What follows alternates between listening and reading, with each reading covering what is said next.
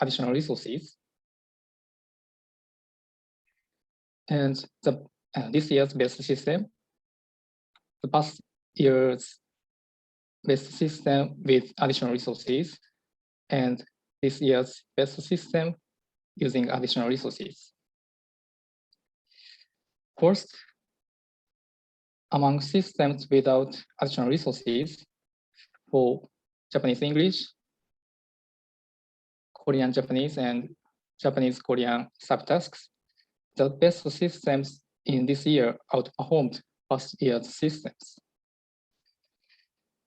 In addition, among all systems with or without additional resources, this year's best system using additional resources achieved best blue score for 4 subtasks.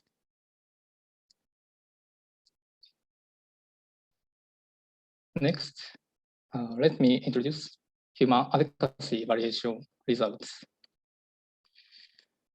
One translation result was submitted to human evaluation of English to Japanese and Japanese to English subtasks, respectively. For both subtasks, all compared systems, including the past year's best systems, achieved high scores around 4.3 to 4.8. But the best adequacy scores were achieved by the past year's system. To conclude, this year's systems achieved blue score improvements for 4 out of 6 language pairs, especially from Berlin Lab's results. Training with additional automatically aligned sentence pairs contributed to large improvements. On the other hand, this year's systems submitted to human evaluation achieved similar or lower adequacy scores than past year's systems. That's all, thank you. So,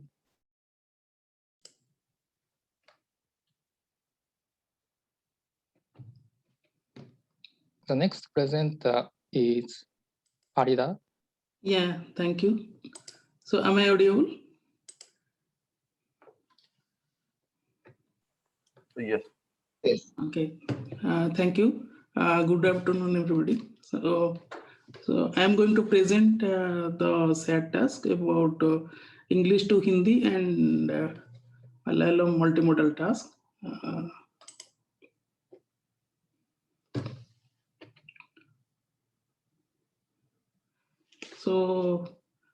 First I'll start with the English to Hindi multimodal SAT task.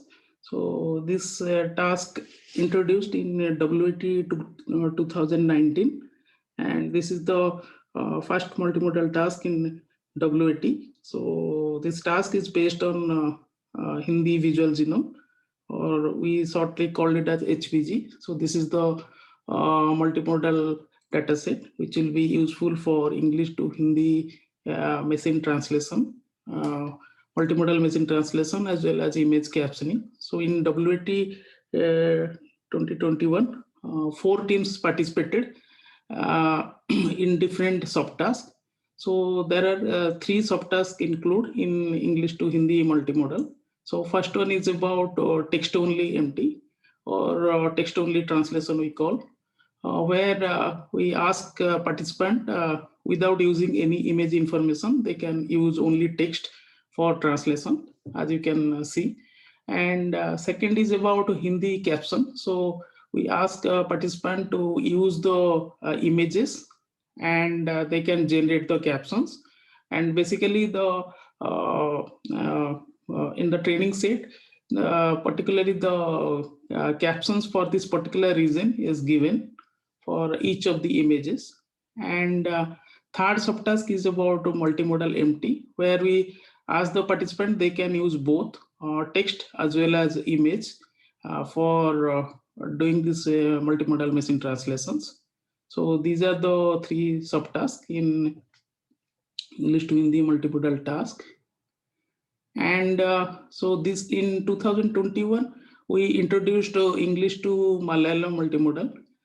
So this is the this is based on MBG dataset, or we call it as Malayalam visual genomes.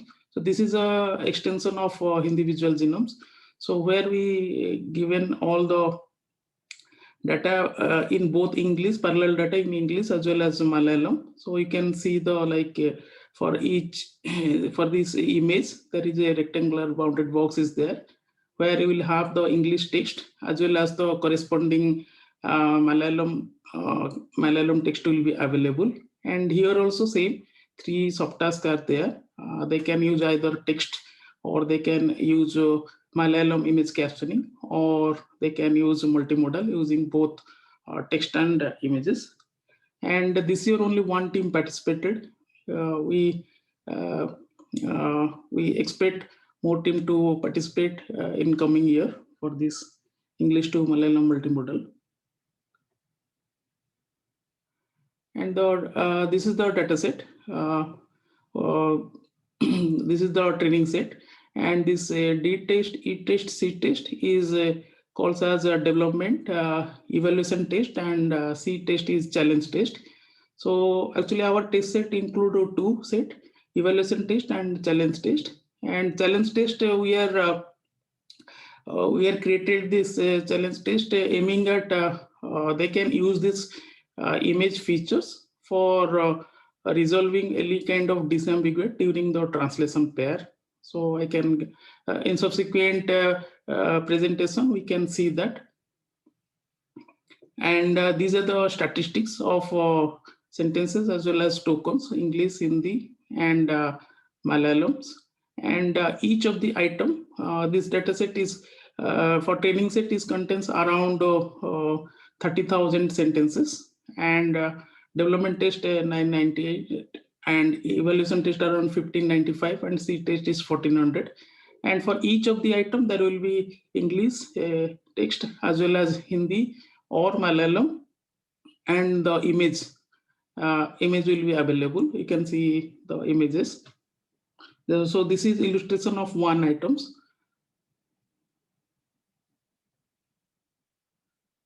So already I explained. So only the labeled for the text only translation we labeled as text in WT official tables, and for Hindi and Malayalam captioning we labeled as HI for Hindi or ML for Malayalam captioning, and for multimodal translation we use MM. So these are the subtasks, and their names as defined in WAT. And so this year we did the automatic evaluations, and we could not perform the manual evaluation due to some constraint. So we'll go through the automatic evaluation scores. So this is for evaluation text. This will be CH text for challenge text. This will be for evaluation HI for Hindi image captioning. This will be for same challenge test Hindi captioning, and this will for evaluation multimodal and challenge test multimodal. So among 3 teams participated in for evaluation test, we can see the best score here. I have highlighted in blue, and also I have mentioned the previous year's highest blue score. So this will be for evaluation test. So first about Volta, and second NLP Hot, and third is CNLP NITS PP. So for challenge test also Volta. So for both text only and multimodal Volta teams, they obtained the best scores. So maybe we can here their system description paper, we can listen to them how did they achieve this. And also for Hindi image captioning, and only one team has participated, NLP Hot, and their score is compared to from all the tasks. What we found is that in WAT 2021, their score is better than the last year's scores from all the subtasks, whether it is a text-only translation or caption generation or multimodal translation. So when we compare to the last year's scores, so this year we got very good scores.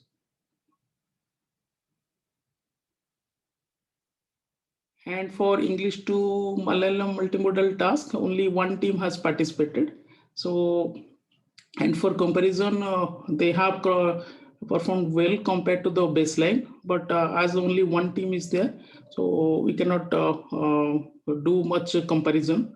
So this will be the evaluation text. So this will be for text only translation.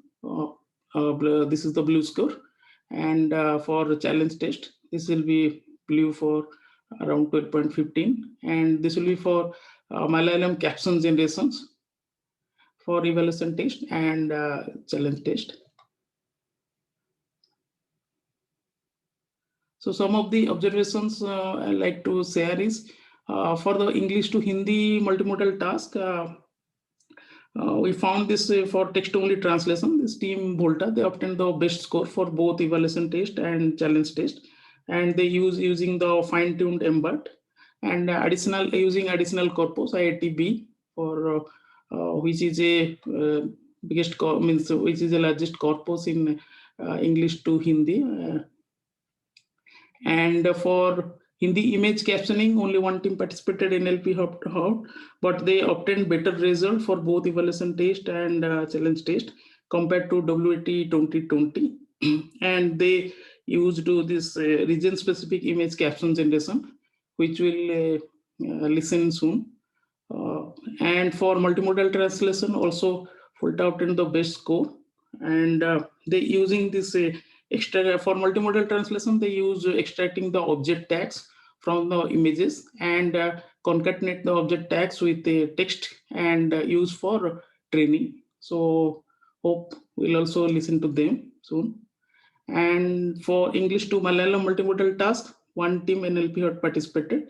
And for text-only translation, they use transformer-based model. And for Malayalam image captioning, they use this region-specific approach by concatenating the image features and use passing them to a LSTM decoder for generating the captions. And coming to the conclusion, this year English to Hindi and Malayalam multimodal task, it attracted 4 teams to participate. And as overall we can see, across the task, 2021 system performed better than the best systems in 2020. And for the best obtained result, the performance of the text-only translation is close to multimodal translation, I can say. Like for when we compared to last year's, we found that text-only translation even performed better to multimodal using additional resources. But this year, we can say both are equally well, very close to each other from the result what we got. And image captioning, also we observed that because in our dataset it contains single references, so captioning cannot be evaluated with a single reference captions, and it needs a separate evaluation matrix, what we observed. And for future, recently we also released a extended to Bengali version. So in next WAT, Bengali also will be added in the multimodal translations. And also we are planning to create new challenge tests where this image would be needed for disambiguation. And that also you will see in the subsequent presentation, like each teams observe the same, like when they are trying to use these image features, it helps to resolve ambiguity. So, and finally, I'd like to thanks to all the participants, and also we are eager to listen to them. So now I'll hand over to next presenter for the next task. I'll stop there. Thank you. So next about Japanese multimodal, Nakayama. Yes, thank you. let me share the screen. Okay.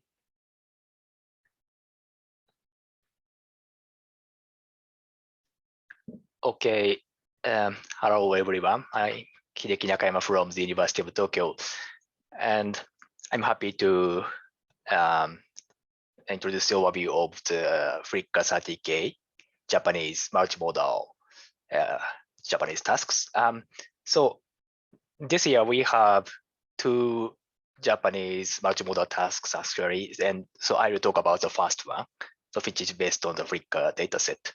So the goal of this task is like other multimodal translation tasks to utilize the image information as an additional information to improve the translation performance. So image, they are expected to somehow resolve the ambiguity in translation, for example.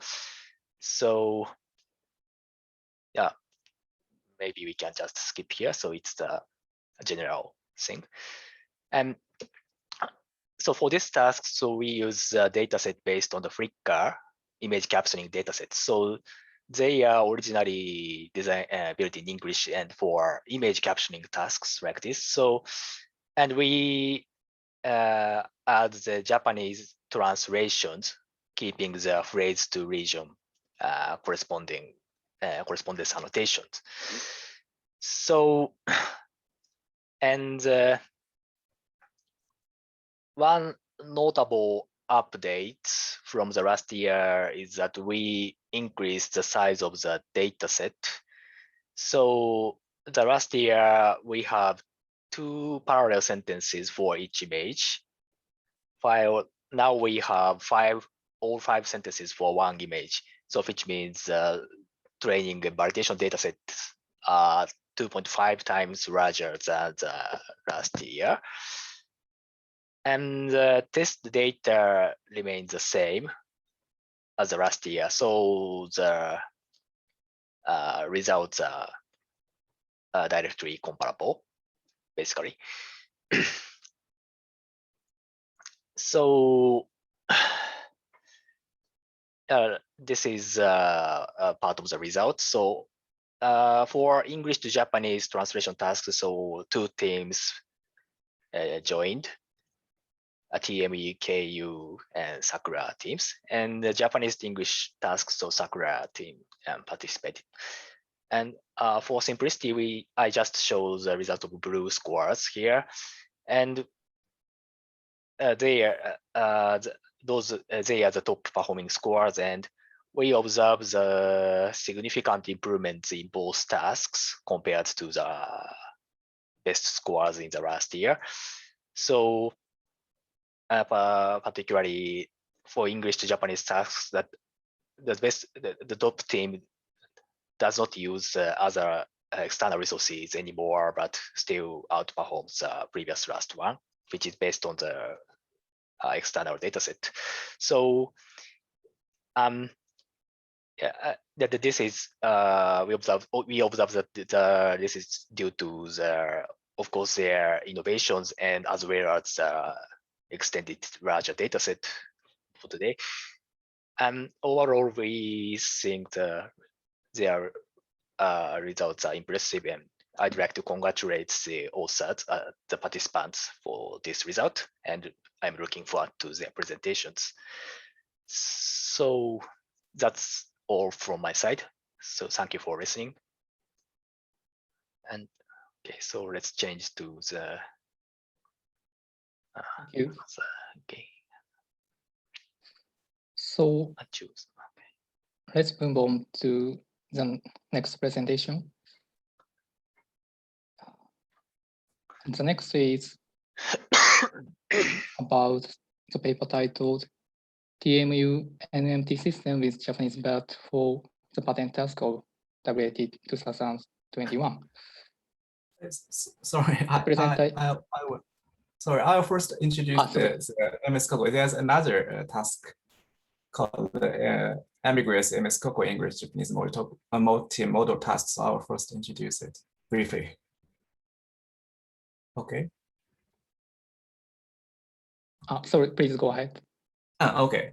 So this is the second English-Japanese multimodal task, which is actually a new one this year. So my name is Chenghui Chu from Kyoto University. I will briefly introduce this task and the results we observed this year. So the difference between the English-Japanese fixed certificate task is that in this task, the verb can be ambiguous, so that it might be required to refer to the image information to do the disambiguation. So let me show you an example here. So here, English sentence is a check cross train tracks near an oncoming train. So here, so in this case, when we want to translate into Japanese, it will be translated as senro or yokokiru. So cross is translated to o yokokiru. While again, we have the same word cross. But in this context, so a man crossing his aisle with a remote in his mouth. So in this case, it will be translated into yorime. So that means in this task, the visual information in the image might be needed to disambiguous ambiguous verbs. So that's why it's called the ambiguous task. MS called ambiguous task. And we only had one team, which is the TMEKU team, participated in this task, and we also had prepared the organized system. And we can see that there, the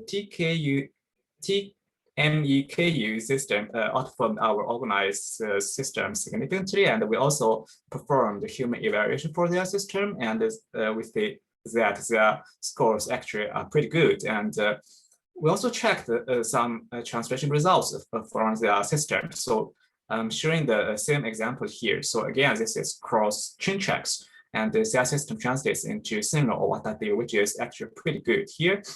And in the case of crossing his eye, it translated into male kundeiru. Actually, this is a little bit strange in this context. So yeah, so to conclude, so the TMEKU system, it actually did a good job in our newly announced MS Coco English Japanese multimodal task, but we still observe that there are room for improvement. So we are really looking forward to more participants next year. And of course, I'm also looking forward to the presentation of the TMEKU system. So that's it.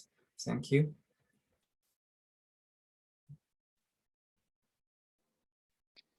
Thank you.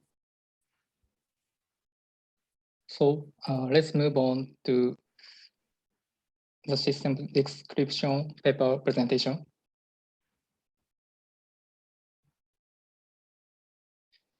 Okay, can you see my screen? Yes. Okay. Hello everyone, my name is Chan Kim in Tokyo Metropolitan University. I'd like to introduce our TMU NMT system. Okay, wait. Recently, the use of pre-training models has become the de facto standard to improve the performance of NLP models. The pre-trained models are split into two types. One is pre-trained encoder model like BERT. The pre-trained encoder models can boost the accuracy of main downstream tasks. But when applying to the NMT tasks, some techniques are required. Another is pre-trained encoder-decoder models such as MAS and BART. These models work well for comprehension tasks and NMT via fine-tuning with task-specific data.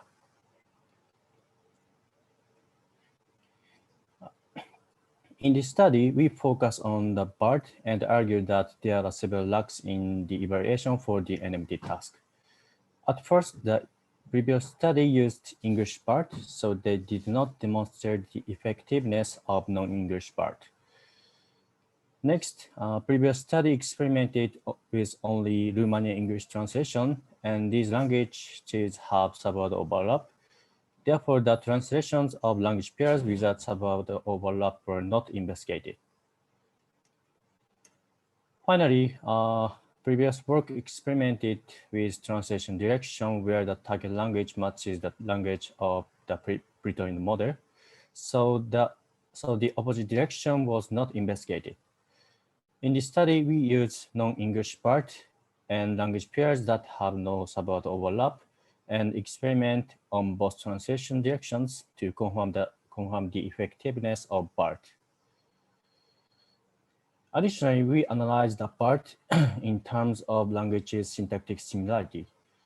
Some previous studies indicated that transfer learning from the translation models works efficiently when the parent and child models are syntactically similar. Therefore, we would like to investigate whether BART is also more effective when the language pair for fine-tuning is syntactically similar to the pre-training language. Next, we would like to explain the experimental settings. In this study, we used Japanese BART, which was published Kyoto University in Japan, as non-English BART. And we add randomly initialized embeddings for each unknown subword in Japanese BART and use FAIRSEC implementation for fine-tuning. For datasets, we use Korean, Japanese, and English Japanese datasets of JPU Corpora. And Korean and English have almost no subword overlap with Japanese because these languages use Hangul Latin alphabets and hiragana, katakana, kanji characters. Additionally, we use Korean as the syntactically similar language and English as syntactically different language with Japanese. Next, we would like to show the experimental results. This table presents the BRU scores of each language, and these BRU scores are the average of 3 models. The baseline models consist of the same architecture as that Japanese BART, but these models were not pre-trained. The delta scores indicate the gains of fine-tuned Japanese BART BRU score over the baseline model. In the single model, the fine-tuned Japanese BART achieves the highest scores for dev and test data in both language pairs and translation directions of Korean Japanese and English Japanese.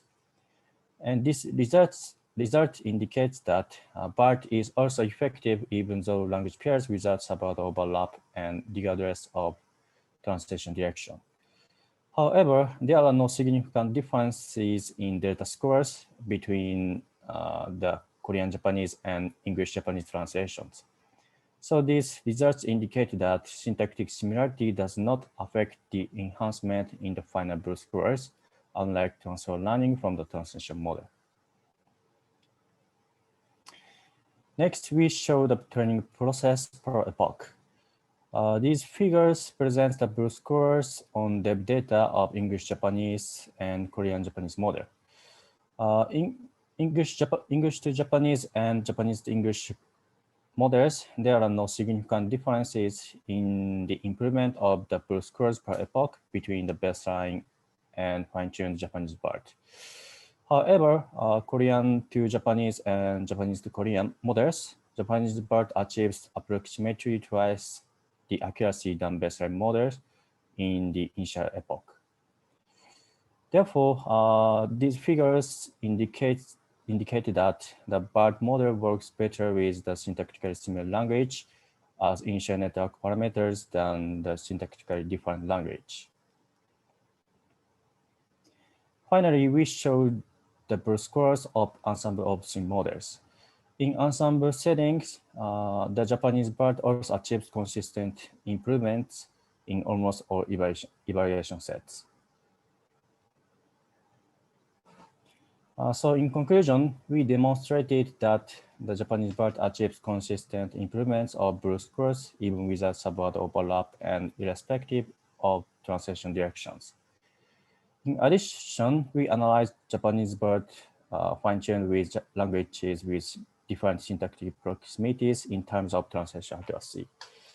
As the result, contrary to transfer learning from the translation model, there is no significant difference in the enhancement of the final BRU scores depending on the syntactic similarity. However, our experiments indicated that Japanese BART works better with the syntactically similar language as initial network parameters than the syntactically different language. For future works, we would like to conduct the translation experiments using more various language pairs and other languages written in the model. This is the end of our presentation, and thank you for the listening. Thank you for your presentation. Yeah. Do everyone have any questions or comments?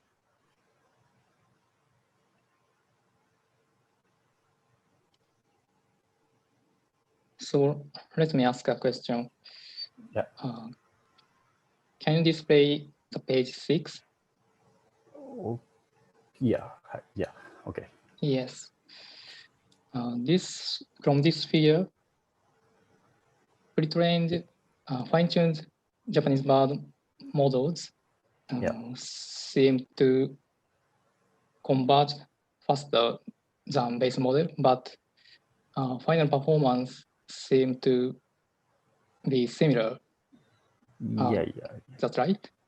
No, in these figures, looks like that, but result is baseline model achieves 67 blue scores and Japanese bird 68 scores. So finally, some differences between two system. Okay, I got this. The final performance is shown this slide. Yeah. And the difference can be seen in this figure. Okay. Yeah. Thank you. Any other questions or comments?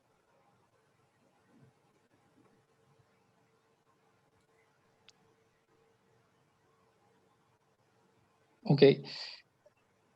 Let's move on to the next presentation. Thank you for the presenter. Thank you. The next is system description for transfer effect. The presenter is Victor.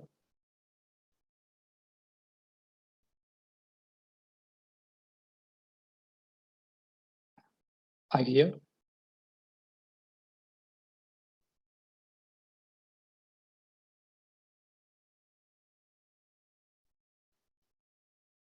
The presenter seem to be missing. So let's move to the next presentation. Is Park here?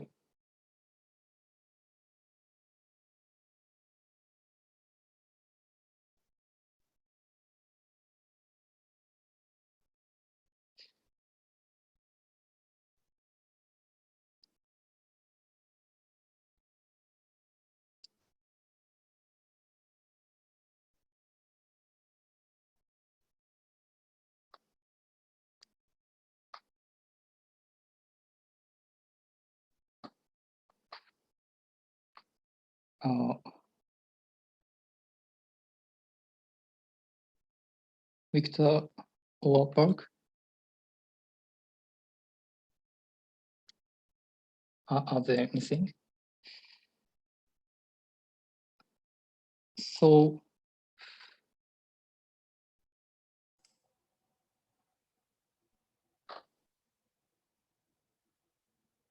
I'll skip this presentation and could you start the presentation, Arida? Thank you. Actually, one of our team member, he will present. So I'd like to invite Amulya. He can present. Hello. So the next presentation is NLP HAT's participation at WAT 2021. Hello, The presenter is Dash. yeah. Hello, everyone. So I'm presenting NLP Hertz participation in WT 2021. My name is Amulya Rathandash. Yeah. So the agenda is we'll be looking at the task overview, then the experiments we perform on the participated task, and the results, and we'll conclude with the future scope and the discussions. So WAT is a recurring event from started in 2013. This year, English to Malayalam multimodal task was introduced, and we were the one of the only teams like who participated in this new English to Malayalam multimodal task. Along with that, we participated in English to Hindi multimodal task. So we participated in text-only translation as well as Hindi image caption generation task. Similarly, for English to Malayalam, we participated in text-only translation as well as Malayalam image caption generation task. Yeah, and the third task which we participated is Indic multilingual translation, where we translate from English to 10 different Indic languages and vice versa, from 10 Indian languages to English. So for the first task, English to Hindi multimodal task, organizers provided the Hindi visual genome, 1.1 version of the dataset that consists of 29,000 parallel sentences, along with the corresponding images and the boundary boxes. So we were provided with 3 test sets. First is development test, second is evaluation test, and challenge test. And the development test was used for validation and the model fine tuning. So that has got 998 parallel sentences. Similarly, evaluation test or E-test has 1595 sentences. C-test is a challenge test, which has got 1400 sentences. So evaluation test and C-test are used for official evaluation of the task. A sample image can be seen from the English to Hindi dataset, that is Hindi visual genome 1.1. We have got boundary boxes specifying the region of interest and the English text and its corresponding Hindi text.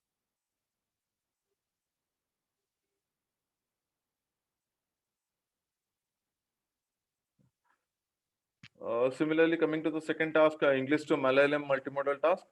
So here we didn't use any extra resources, but in English to Hindi task we use an additional resources which is from IITB Hindi to English corpus. But for this English to Malayalam multimodal task, we use the visual genome, Malayalam visual genome provided by the organizers, which is a similar to Hindi visual genome, which consists of 29,000 sentences, with the English being the common between Hindi visual genome and Malayalam visual genome.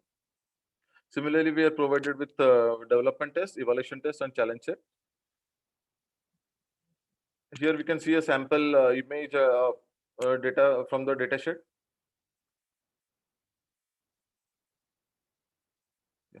So, and the evaluation dataset for English to Malayalam task has got 1595 sentences, and the challenge test has got 1400 sentences. We can see the tokens, unique tokens of the dataset as well.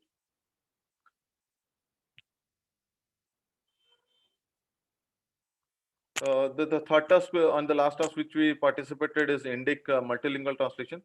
For this task, organizers provided a training corpus which had 11 million sentence pairs, and it was a heterogeneous corpora, so from multiple sources. So, and we have not used any additional resources in the task. The statistics of the dataset can be found here. So, including all the available resources provided by the organizers, that is train all language pair. That has got, if you see, this is there, we can see on the screen.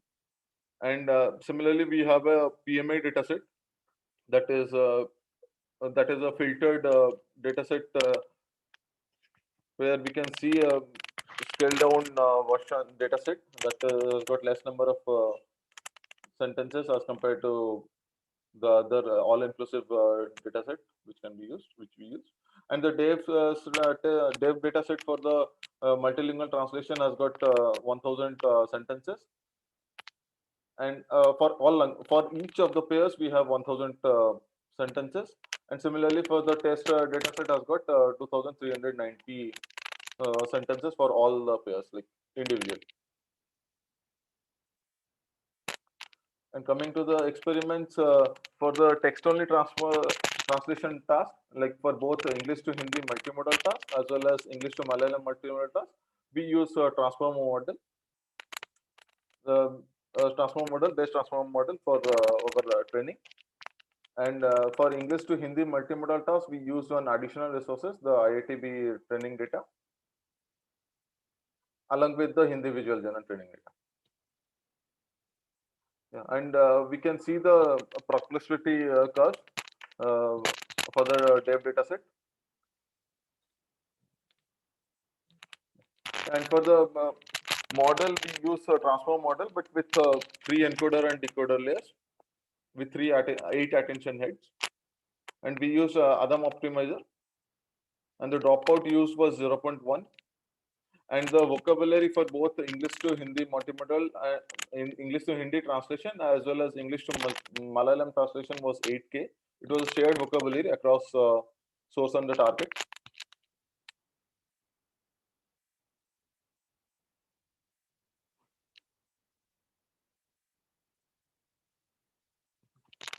Next, coming to Indic multilingual task, we tried 4 setups for training and evaluating the multimodal task.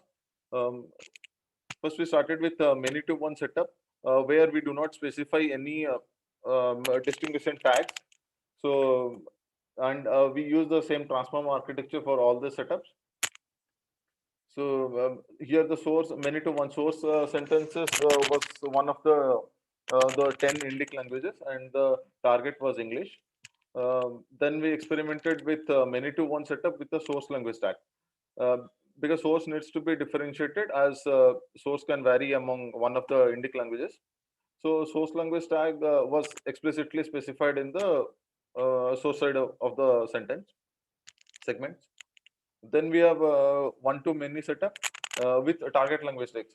Because now for the third experiment, our target was Indic languages. So we use target language tag to differentiate the different segments in the target side. Then we even tried with many-to-many setup where it is a bidirectional model where we can translate from both ways, English to Indic language as well as Indic language to English. So here we need to explicitly specify both on the source side as well as the target side the language tags for the model to learn and differentiate different languages.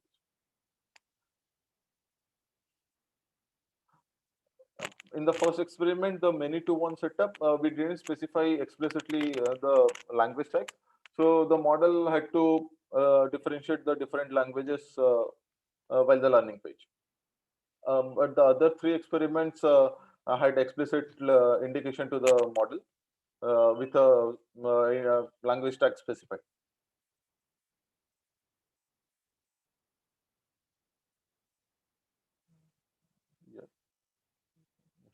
Then we participated for the image captioning task. This is part of the English to Hindi multimodal task as well as English to Malayalam multimodal task. So here the objective is to generate the caption in Hindi or English, Hindi or Malayalam based on the task. So we have we used 3 components mostly for image captioning. First is the encoder module, then we have a fusion module, then we have the decoder module. Encoder module is used to in encoder module we use a pre-trained feature extractor. We use VGG and we take the final layer or the last layer to have the features extracted from the image. Then we take here we take a region of interest based on here the here we try, instead of looking at the whole picture or even only the object within the bounding box, we try to have a concatenate both the features from a region of interest or the bounding box as well as the whole picture, so that we do not miss any context. So initially we get the features for the complete image, then then we even get the features for the region of interest or the boundary box, the object within the boundary box, and then we average pull both of them, and then in the fusion model we this S feature corresponds to mostly the region of interest features, and this I is whole image. So then in the fusion module, we basically concatenate. Basically, it's a linearly concatenation using weights. So these weights, we try to provide weights to region of interest based features as well as whole image features. So and fusion model concatenates an alpha weighted combination of both features.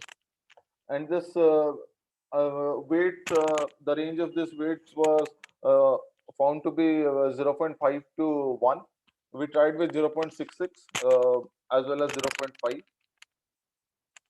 0.5 weight signifies that we have equal weightage to region of interest features as well as the whole image features. And 0.5 alpha, or the weight, provided the best accuracy on the depth set. And the decoder module is a standard LSTM based decoder module. And we train the decoder module based on the inputs from the fusion module. And it uses cross entropy loss. And it's a vanilla LSTM without attention.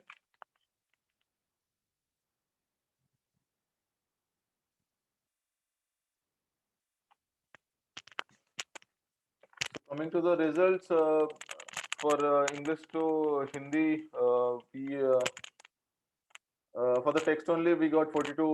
All these results are in terms of blue scores. So 42.11, and for the image captioning we got 1.3 on the evaluation test set, and for the challenge test set we can see we got blue scores of 43.29, and for the on the challenge test for image captioning we got 1.69. And the best competitor scores also can be seen on this. Similarly, for English to Malayalam multimodal task, we got on the evaluation dataset we got 34.83, and for the challenge text only we got 12.15, and for the image captioning on the challenge dataset we got 0.99.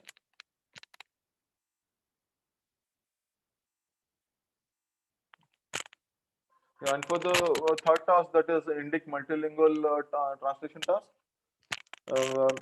we can see the NLP Hertz scores as well as best competitor scores, and we trained our models only on the PMA dataset.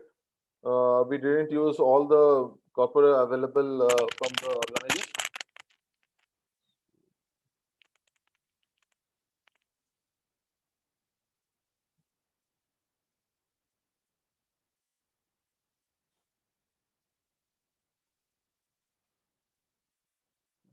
And then we can see a sample of English Hindi multimodal task and English Malayalam multimodal task. Similarly, the first two rows are for English to Hindi, and the bottom two are for English to Malayalam. So here we can see so it shows in Hindi, it reads in Hindi that the goal statement says एक लड़की tennis खेल रही थी, and corresponding English is a girl is playing tennis. But our model, the image caption generated says the corresponding output, which is translated in, to English, is a man holding a tennis racket.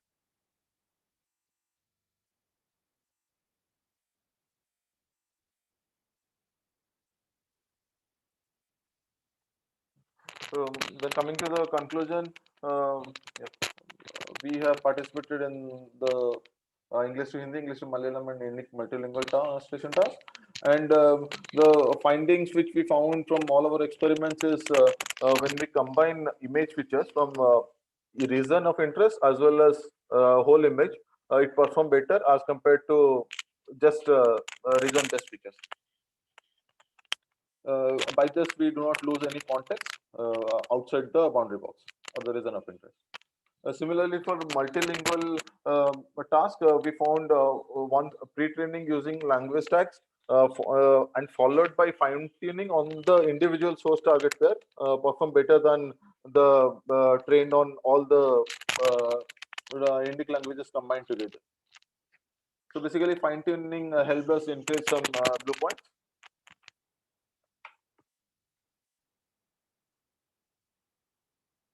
And the next steps are we would like to use all the available corpora as well as additional resources for training Indic multilingual staff. Then for the image captioning caption generation task, we would like to change the vanilla listing with transformer, which takes advantage of attention and self-attention for better caption generation. And we'd like to also utilize image features for improving the translation quality, mostly the multimodal part, multimodal translation for English to Hindi and English to Malayalam.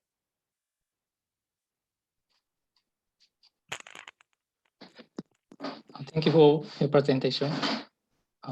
Because more than 10 minutes have passed, so does anyone have quick question?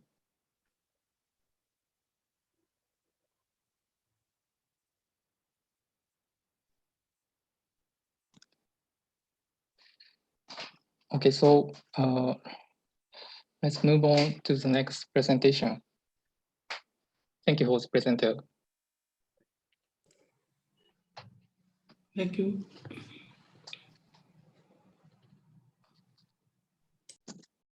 So next presentation is improved English to Hindi multimodal neural machine translation.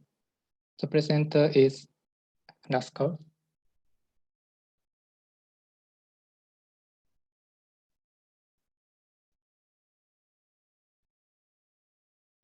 Laskar is missing.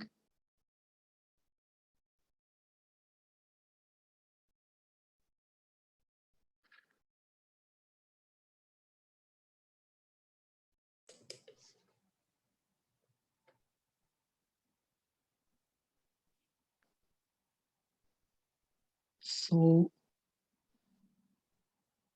is Gain here? Yes. Thank you. So please start your presentation. Yes. The next presentation is a paper about ITP at WAT 2021 system description for English Hindi multimodal translation task. The presenter is Gain. Please go ahead. Hello everyone, I am Baban Gain and I will be presenting our paper ITP at WAT 2021 system description for English Hindi multimodal translation task. So objective of our task is to translate a description of an image in source language X to a target language Y.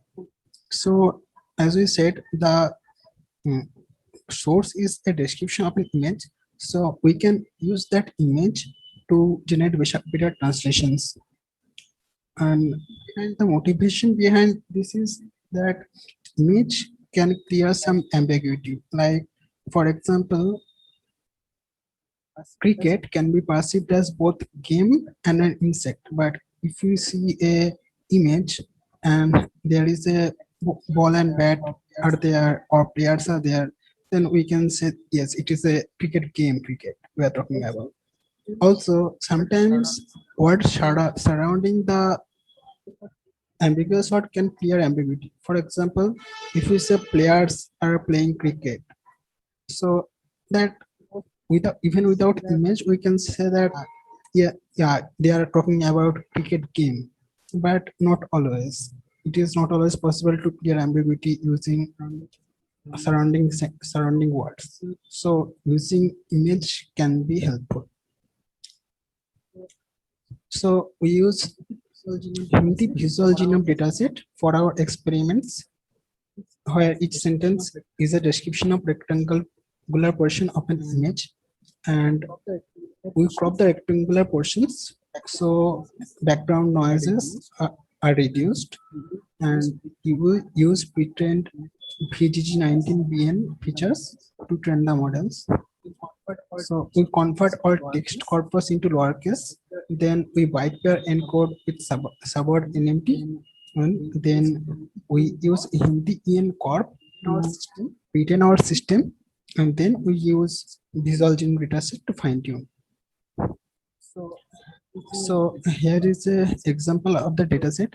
So this is the full image. A man is climbing into a train, and this is cropped image. So we just use this info, this portion of the image in your system, and we discard other portion, and the rectangular portion is already given in the dataset. Their coordinates are given. So here in example, source is a man climbing into a train, and target is एक व्यक्ति रेलगाड़ी में चढ़ रहा है. So you can see here Google Translate it as man climbs into a train. If we translate that into English, it roughly stands as man climbs into train, whereas our NMT system translates slightly better. So a man climbs into a train. So it is little more adequate and little more fluent. For training, we use bidirectional RNN encoder and doubly attentive RNN decoder. So doubly attentive RNN decoder is used to attend both the text and also the image features. So we use combination of two models to generate translation. First one, we pretend the model with parallel data. So that one is Hindi EN Corp, and fine tune on multimodal data using visual genome. So for parallel data, we use only the text feature because there are no image features available. And then we build another model where we do not use any pre-training. We just directly train with multimodal data, that is visual genome dataset. Then we generate two hypothesis translation from this system one translation and this system one translation, and we select the one with highest log likelihood score.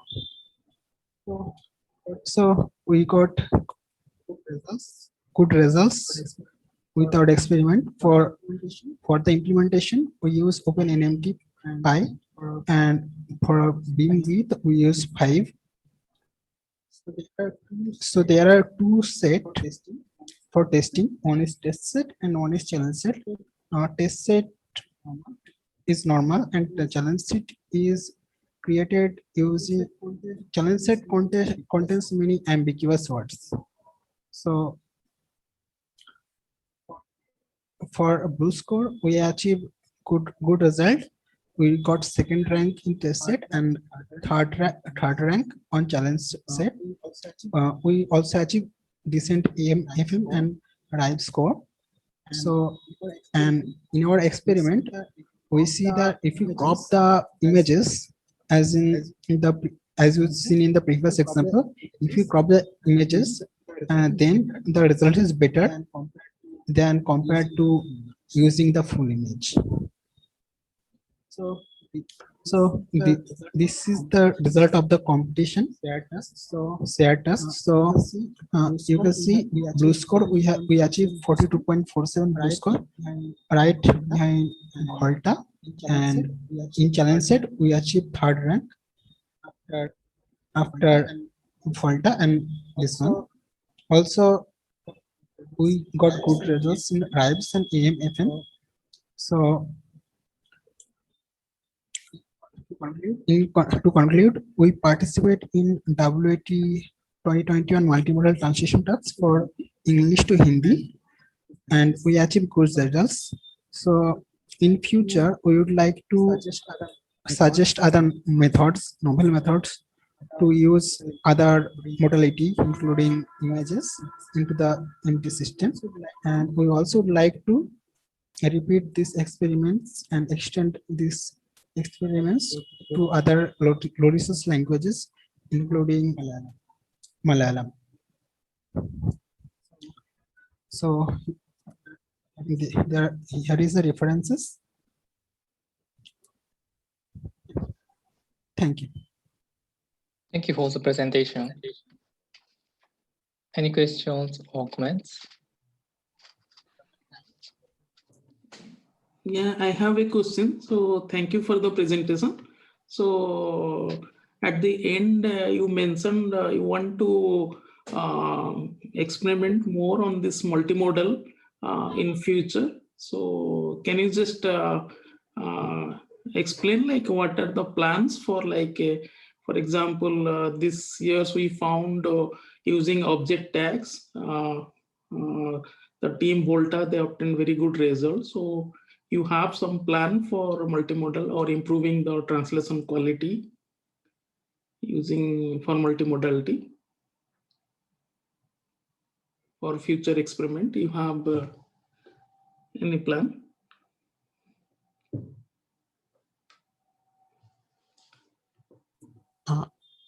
Hello, it is not audible. Can you please? Yeah. Okay. So I mean, at the last slide, you mentioned that okay, you want to extend this multimodal experiment. So, like, do you have any specific plan or idea, like, or what experiment you would like to perform to improve the translation quality in multimodality? Like you just did this image cropped, or do you want to extract object tags or something like you have any specific plans?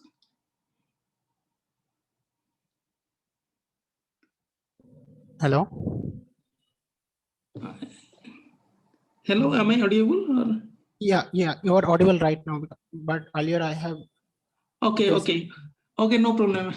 I have no problem to repeat the question. So I mean to say that already you explained that you try to extend this experiment for multimodality. So do you have any specific plans, like how you want to, what are the image features you want to extract, like object tags, or how you want to do further for in future plan?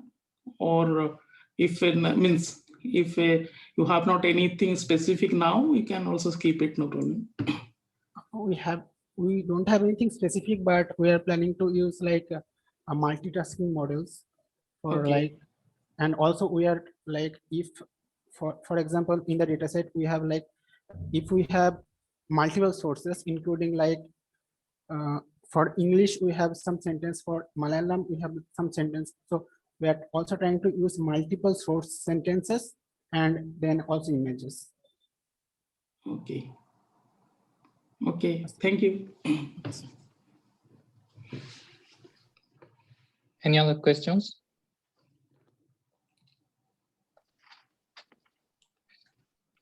Okay, and let's move on to the next presentation. Thank you, Hope, the presenter.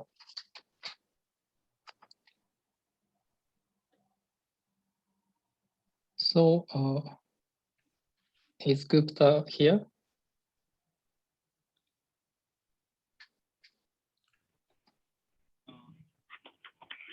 Hello.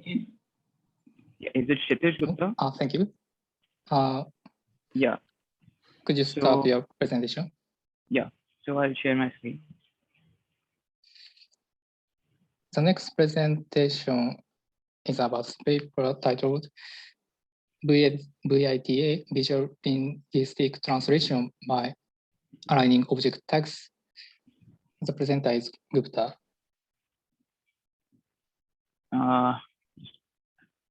I think the audio is not sharing. Can I share the sound as well?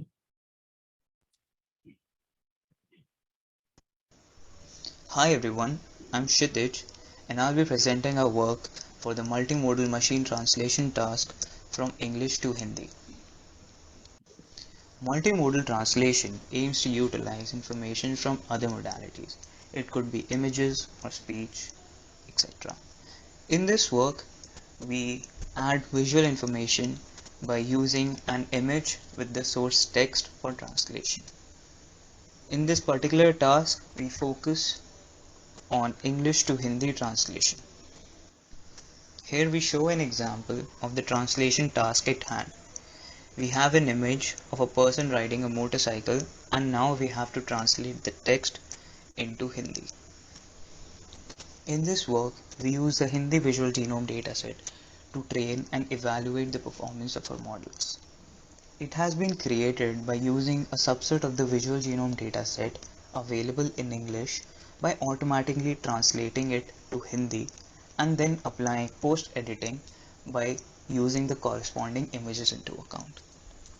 The statistics of the dataset can be seen in the table over here. We can see that there are around 30,000 samples in the dataset. We also use a dataset released by IIT Bombay which has parallel sentences of English and Hindi and has around 1.6 million samples to train our model. Our systems are based on a multilingual sequence-to-sequence model, MBART, that has been pre-trained on a large corpus of 25 languages. It was primarily intended for textual machine translation tasks. Before jumping to multimodal translation tasks, we attempt the textual-only translation task in which we directly use the MBART model. At the first step, we fine-tune the model on the parallel dataset provided by IIT Bombay, which has 1.6 million sentences, and then later fine-tune on the given dataset. For the multimodal translation task, we propose our system Vita, in which we intend to bring the information from the visual modality to the textual modality and then use a textual translation system for the task. We propose to use object detection models on the given image to extract object tags which often help in resolving ambiguities for the translation task. In our system, we use faster RCNN model with the ResNet 101 C4 backbone. As we can see in the given example, the object tags are extracted from the image and then appended to the source sentence with the hashtag in between. Here we compare the performance of our models on the official evaluation metrics of the shared tasks. We observe that our system performs better than the other systems in both the textual and multimodal translation tasks. Yet we observe that there is no significant improvement in the multimodal system over the textual system MBART we propose. On further analyzing the performance of our models, we observe that the visual information does help the system in resolving ambiguities in some of the cases. An example is shown here in the image.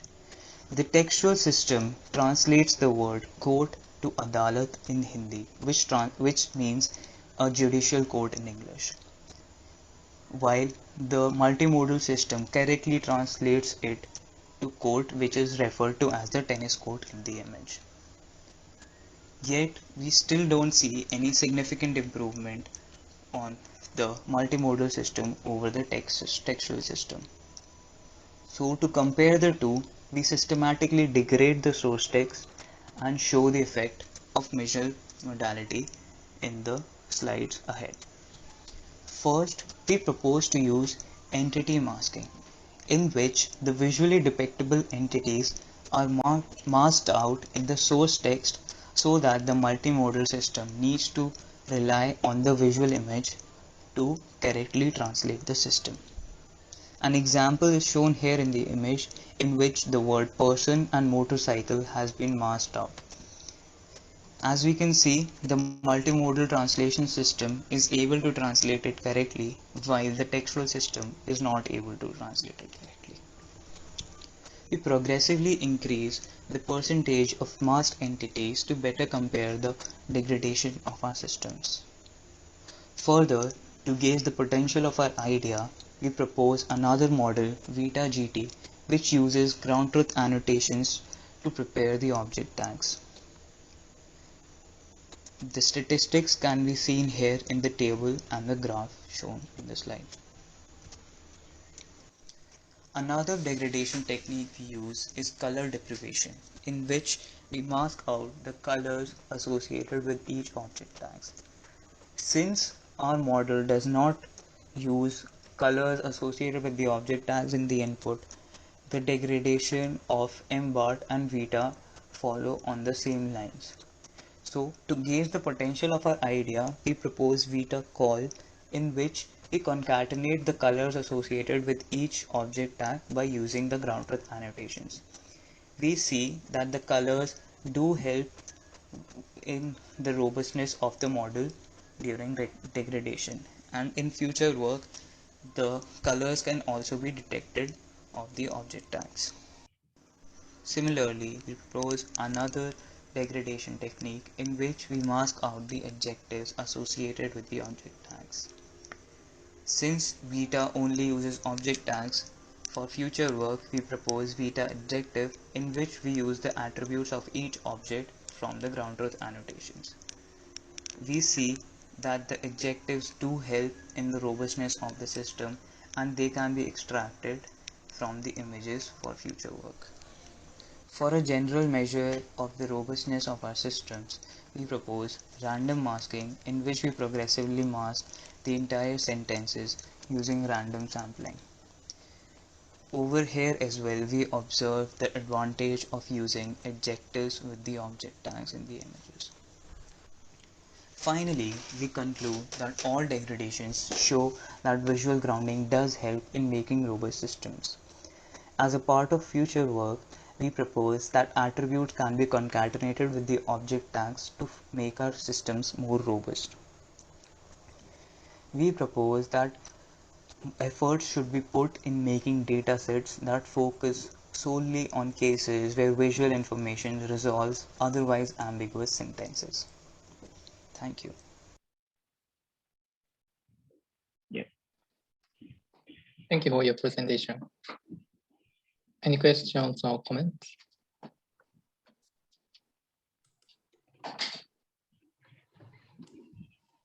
Yeah, I have a question. So first, I'd like to thanks for getting very good result. And this year, I think you are the winner from your team.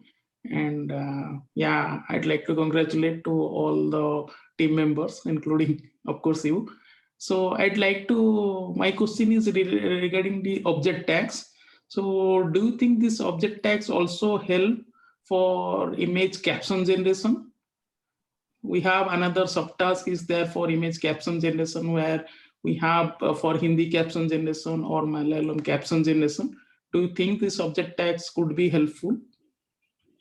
For caption, first of all, thank you for congratulating. And I think for image captioning, object tags might not be a very good way to go, because in object tags we don't have any relationship between the objects in the image, and for image captioning that relationship is very important. So for example, in this particular problem, the object tags could be useful because the relationship is already there in the source sentence, but for image captioning that is not there. So in my opinion, object tags won't be very helpful in image captioning tasks. Yeah, thank you. And one more thing I'd like to ask, when you extract the object tags, so you have from each image, there are multiple object tags, for example, 10 or 20 or something. So how do you select the object tags which we found these object tags will be helpful for translation, not all? So do you have any ideas? Did any experiment on that? Like, okay, how you can select or filter these object tags to select some of the object tags for So basically what we do is we get a confidence measure of each detected object tag. So first we threshold on that, and after that we keep at a maximum of 10 objects in the image. So we did not further experiment with what could be a better threshold or what could be the appropriate number of object tags, but this is how we go about it. Okay, so you just select the 10 best object tags for all your experiment, right? Yeah. Yeah. Oh, okay, thank you.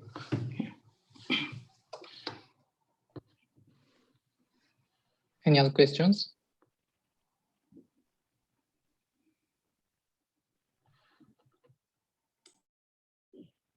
Okay, let's move on to the next presentation. Thank you for the presentation.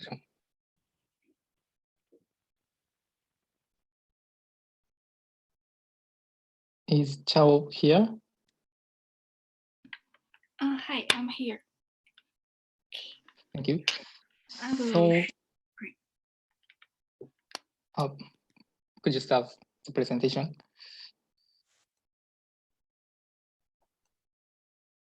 The next presentation is about the paper entitled TMEK System for the WAT 2020 Multimodal Translation Task. The presenter is Chao. Okay. Hello, everyone.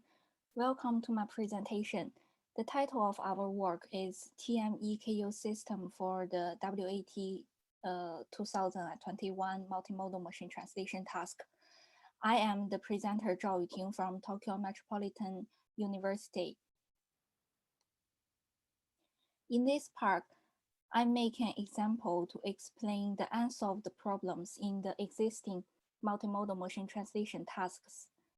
As shown in this example, when translation, only the image information that is semantically relevant to the source sentence is useful. However, the existing methods provide as many object features as possible, and actually a few text-related image features should be used. Therefore, the motivation of this work is how to focus on semantically relevant visual features. In this page, I also raise an example to explain how the current multimodal neural machine translation methods use images during translation. As shown in this example, when translating a source sentence to a target sentence, a paired image a paired image of the source sentence will be used in 3 ways. The first is to extract a global visual feature from the entered image. The second is to extract multiple conventional visual features from an image. This one is used to preserve spatial correspondence with the input image. Finally, it is one of the current methods that extract multiple regional visual features containing semantic information. No matter what kind of visual features, the use of image information is to achieve more accurate translation. Different from previous works, we pre-precise the word region alignment, which is called WRA, as an additional input to associate source words and image regions. Our TMEKU system is aiming to solve the question that focus on the semantically relevant source word and image regions during translation by integrating WRA. As shown in this figure, the WRA is a cosine similarity matrix presenting the semantic similarity between source word and the image region concepts. For the image regions, we use object detection method to detect object level image regions from each image. In detail, each image region is detected along with a visual concept consisting of an attribute class followed by an object class. We take this visual concept to represent the image regions and set each image labeled with 36 visual concepts of image regions. To learn subword embeddings, we utilize FastTest. The subword embeddings of source word can be generated directly, whereas the subword embeddings of visual concepts should take an average of all the constituent subwords because they are space separated phrases. Then these embeddings provide a mapping function from a subword to a 300 dimension vector, where semantically similar subwords are embedded close to each other. Finally, we calculate the cosine similarity matrix between source words and the visual concepts. This is the whole TME-KU system with integrating WRA. As shown in this figure, the gray rectangle is the generated WRA, and the capital concat means a fusion method concatenation. Firstly, the source sentence is encoded as H, and the regional visual feature is represented as R. Then the H line can be represented by WRA and the textual features H by dot product, which contains the relevant features of text. By concatenating R and H line, visual features will be combined with semantically relevant textual features to generate multimodal representations A image. At last, the generated cross-modal features A image and the per textual features A text will be focused by double attentions. And at last, the translation result will be generated through a 3-layer deep GRU decoder. We have participated in 2 tasks, and we used the 2 official datasets for their corresponding tasks respectively. The amount of corresponding dataset is shown in this table. For English sentence, we converted space-separated tokens into subword units using the BPE model. For Japanese sentence, we used the mocap for word segmentation with the IPA dictionary. In our system, we used faster RCNN to detect up to 36 silent visual objects per image and extracted their corresponding 2048 dimension image region features. For comparison, we make 2 baselines. One is attention-based NMT, wherein only the textual parts of the data size was used. The other baseline is MNMT, which is a double attention-based MNMT system with regional visual features by the number of 36 for each image is extracted from faster RCNN. All experiments are conducted on NMT PyTorch toolkit. This is our results. On the left, we presented the results of the baselines and our TME-KU system on the Flickr 30K entities Japanese task. We compared all the results based on blue scores. From this table, we can see that our TME-KU system achieved significant improvements over both the NMT and MNMT baselines. Moreover, the results of ensembling the top 10 models has achieved the first place in this task. On the right side, we presented the results of the MS Coco task on the English to Japanese translation using our TME-KU system. Our results of ensembling 8 models has ranked the first in this task. Although our system effectively improves the translation performance, there are still some errors remaining in the translation results. Here, I will give a brief explanation with 2 examples. For the first one, we found that word collocations are ignored, resulting in ambiguous translation results. For the second one, we found that the attribute words are translated repeatedly without considering the context of word collocation in the back forward. In conclusion, benefit from integrating WRA to bridge multimodal inputs based on semantic correlation. Our TMEKU system outperforms baselines and achieves the first place evaluated by Blue in the multimodal translation task of English to Japanese. In the future, we plan to propose a more efficient integration method to make modalities interactively with each other. That's all. Thank you. Thank you. So, any questions or comments?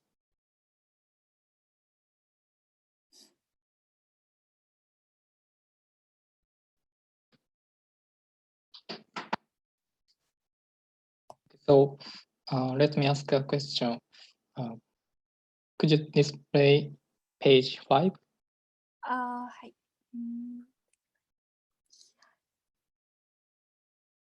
This page. Okay. Thank you. I understand that for text-to-text attention, bidirectional RNN is used, whereas concatenation is used for text-to-image attention. My question is, using biRNN for text attention contributed to improvements?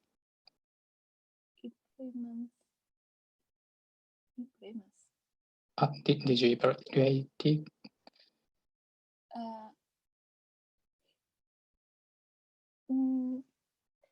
This work first use the RNN as the textual encoder to encode the text sentence. Yeah.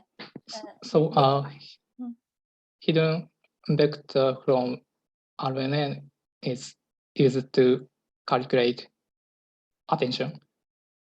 Yes, for text attention, it is used to focus on all the textual features, and the textual features is embedded by bidirectional RNN encoder. Okay, thank you for explanation. Any question? Does anyone have questions? I think there is a question in chat. Hello. Yeah, there is a question in chat like did the MNMT use the NMT model parameters that pre-trained on multi 30K or training from scratch on Flickr 30K? You can see in the chat, there is a question. Yeah. The matrix, yeah, is used multi 30K day side.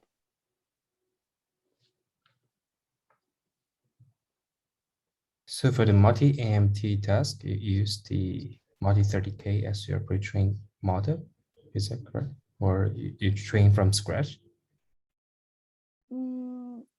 I think we just use the English sample. Yeah, because I think you have English to German and English to French in multi 30K, right? For NMT model. So my question is, did you use the NMT model parameters that pre-trained on multi 30K for your MAMT model training? Yeah, I understand your question. And the WRA is pre-processed. So firstly, we will calculate the WRA matrix, and then we integrate the matrix into the whole model. So in the whole model, the matrix is not trained again. It's already pre-processed in the pre-process stage. So if I understand correctly, so you're kind of using other resources in this task, right? Because multi 30K is the different data set or corpus.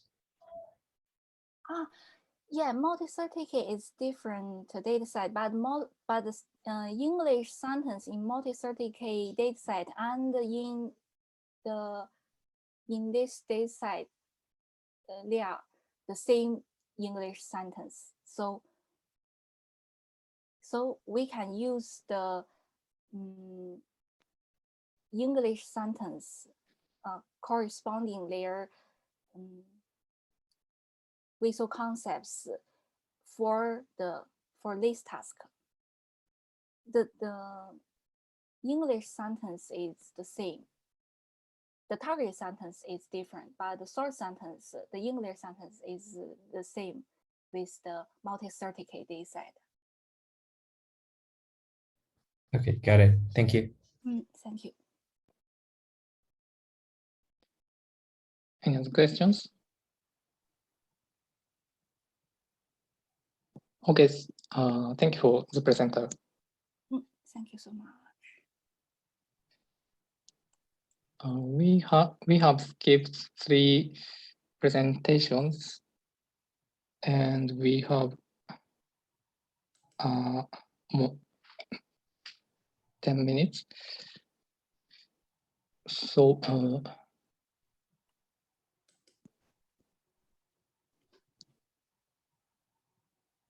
Victor, Park, or Lasker, did they join? So if no,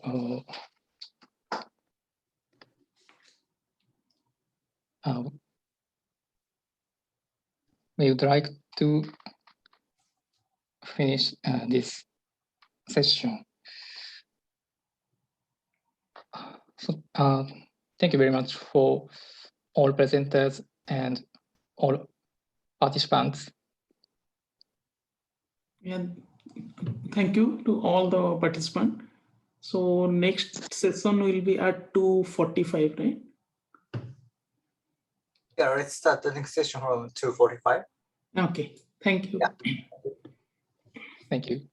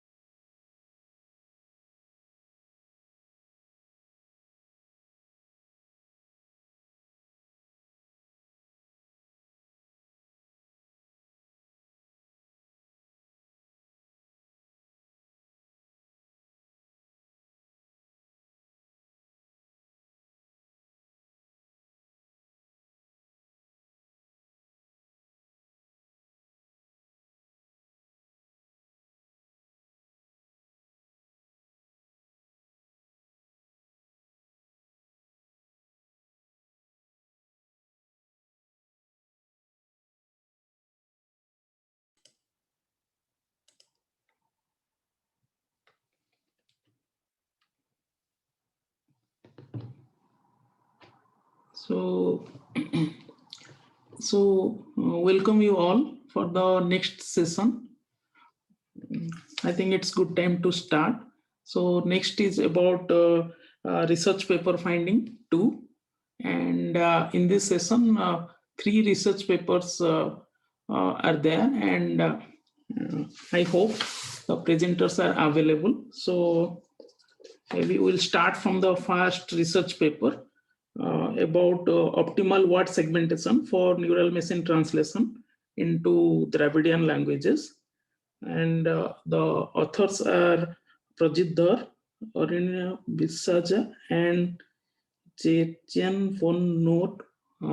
Sorry for my pronunciation. And first, I'd like to invite Prajit Dhar for presentation. And before that, I'd like to mention that for each research paper, we have 20 minutes of time for presentation. So, let's welcome. And first, I'd like to invite Prajit Dhar. So please start with your presentation. Thank you for the introduction. Okay. So yeah, hello everyone. Welcome to our talk on optimal word segmentation for NMT into Dravidian languages. Before I move for, so before moving into the research questions, a bit into what introduction into Dravidian languages. So they are part of the Dravidian language family, which is primarily spoken in the south of India and also in other countries such as Malaysia and Sri Lanka. There are around 220 million speakers of the Dravidian languages. And out of this, the 4 largest or the 4 biggest languages are Kannada, Malayalam, Tamil, and Telugu. And these are the languages that we focused on in our paper. Okay, so the research questions that we wanted to deal with was when we look at a linguistically motivated segmentation, is that able to outperform the traditionally used sentence piece algorithm when it comes to English to the Dravidian language translation? So it's like English to Tamil or English Malayalam, etc. And also, what would be the optimal dictionary size when we deal with these translations and with a particular segmentation algorithm? So a bit first into what is LMVR. So it stands for linguistically motivated vocabulary reduction, and it was introduced by Ataman et al. It is an unsupervised segmentation technique, which is based on top of Morfessor Flatcat. On top of Morfessor Flatcat, LMVR introduces a penalizing factor to control the segmentation. So normally, higher the penalizing factor, the more constrained the segmentations would be. Compared to sentence piece, which was introduced by Kudo and Richardson 2018, which is it's a purely data-driven segmentation where subwords are formed based on their frequencies and then merges are performed. And this sentence piece is an implementation of BPE, and it has been one of the most commonly used segmentation techniques, be it for machine translation, language modeling, or anything in order to tackle out of vocabulary situations. So next we look into the factor of dictionary sizes. So previous paper of Sendrich and Zhang had shown that when we deal with in a low resource settings, let's say about 100,000 tokens or up to 1 million tokens, a lower dictionary size is beneficial, around 1,000, a shared vocabulary of 1,000 tokens. However, in a previous paper of ours from WAT 2020, we found that for when we did English to Tamil translation, a higher dictionary size, that is, I think 20,000 tokens was the best system that we reported. So in order to see conclusively which size would be best, like a higher or lower, we experimented with around 8 settings from 1,000 tokens to 50,000 tokens. And we don't share the the dictionary, rather they are kept. So for example, 1,000 source side, 1,000 target side. So the corpora we chose was primarily from the multi-index task from WAT 2021. In order to compensate for more data for languages such as Kannada, we also looked at Opus for some more data sets, as well as for from WAT 2020, mainly for Tamil. Finally, we had around, yes, so we, in order to maintain uniformity across the languages, 8 million English tokens were selected from the source side and the corresponding number of tokens from the target side. So what that meant is, for example, if you see here, you have so many number of tokens and how many number of corresponding tokens in English and the corresponding number of sentences. I'll come back to this coming to the one of the issues with the translations. So in our NMT systems were mainly based on the base implementation of FAIRSET with certain changes. The main changes being that the encoder decoder layers were set to 6. The encoder, the embedding and the hidden layers were 1024. We had 8 attention heads, and we also had label smoothing of 0.3. There were a few more changes which we mentioned in the paper, but these were the 4 major changes to the base implementation.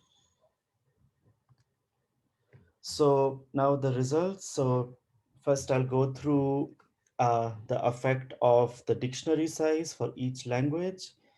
What we see here is, this is a select few of the results. So what we see for Kannada is that 10,000 dictionary size is the best, is the systems trained with 10,000 tokens had the best reported score for both the metrics that we use, that is BLEU as well as CHAR-F. However, for the other languages, higher the larger the dictionary size, the better the score. So for example, for Malayalam, the LMVR or sentence piece always had the highest scores for, let's say here, 50,000. For Tamil as well as for Telugu. So we always see, for example, for Tamil, it increases for sentence piece from 10.4 to 27, while for Telugu from 5.3 to 19. Now, comparing sentence piece and LMVR, we find that in most settings, sentence piece is the better segmentation algorithm. So for Kannada, for the best system, we see for BLEU, there is a 6 score difference, and similarly, yeah, for CHAR-F. However, for 2 languages, one is Malayalam, we find that LMVR reports a higher score for BLEU. However, sentence piece is the best reported system based on CHAR-F. This is similarly observed also in Telugu, where LMVR had a better BLEU score, but a worse CHAR-F score compared to sentence piece. And the differences between the two is also quite drastic for Tamil. From, let's say, where LMVR's the best system was 11.3, but for Tamil it's 27.3. Another difference was we also calculated the Jacquard similarity. So basically, this is the similarity in the subtokens generated from an algorithm. So we did it for types and tokens. So types basically means we look at the dictionary generated by the LMVR system for, let's say, 1000 compared with the dictionary of sentence piece for 1000. and 17 means that 17% of the types were shared between these systems. However, for tokens, it's comparing all these type tokens in the training set, and then we look at what is the coverage. So we see that in all settings, as it makes sense that the Jacquard similarity decreases as we increase the dictionary size, as more and more complex morphemes are created. But what is surprising is that even though types are shared in around 10 to 20% in most languages, tokens are not shared at all. It's close to zero, where the highest would be around 3.3 or 2.5, and then it practically is near, there is 0% sharing of tokens in the training set. So this is something which we thought we could look further as to what kind of tokens were not shared. For example, is there a factor of frequency, or also were verbs, the subwords involved in verbs, be quite different between the two segmentation techniques? Oh yeah, finally, we also looked at the differences between the languages. So though they are all have comparable in their size, that is 8 million English tokens. However, the domains are quite different. So for example, Kannada had around 80% religious text from Bible or the Quran. However, for Tamil and Telugu, that ratio was around 50%. So that's why that was one of our reasonings for these differences between the languages, where we see for Kannada the quite low score of 13 compared to 28 for Malayalam, 27 Tamil, and 24 for Telugu. So this is also something we thought we would do in the future. But for now, we have a few reasons why the scores were so poor, particularly for Kannada. One of the main reasons was that there was not enough data, which is quite common for a lot of, at least Indian languages. So when we compare it to high resource languages as well as low languages, which are said to be not so morphologically complex, such as English and French, which had around 550 million sentences, we also look at a language which is agglutinative like the Dravidian languages, but high resource like Japanese, which had 43 million sentences. This is all based on Opus.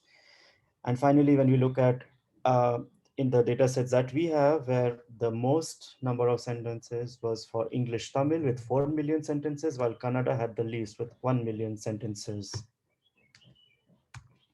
Another difference that we found was on the source target ratio.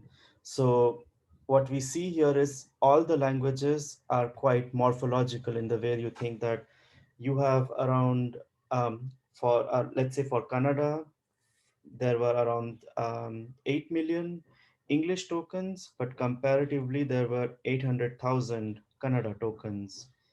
And for each of the languages, we see that there is quite a high source target token ratio, where for comparison, for English to German, this ratio would be somewhere around 1.0 to 1.5.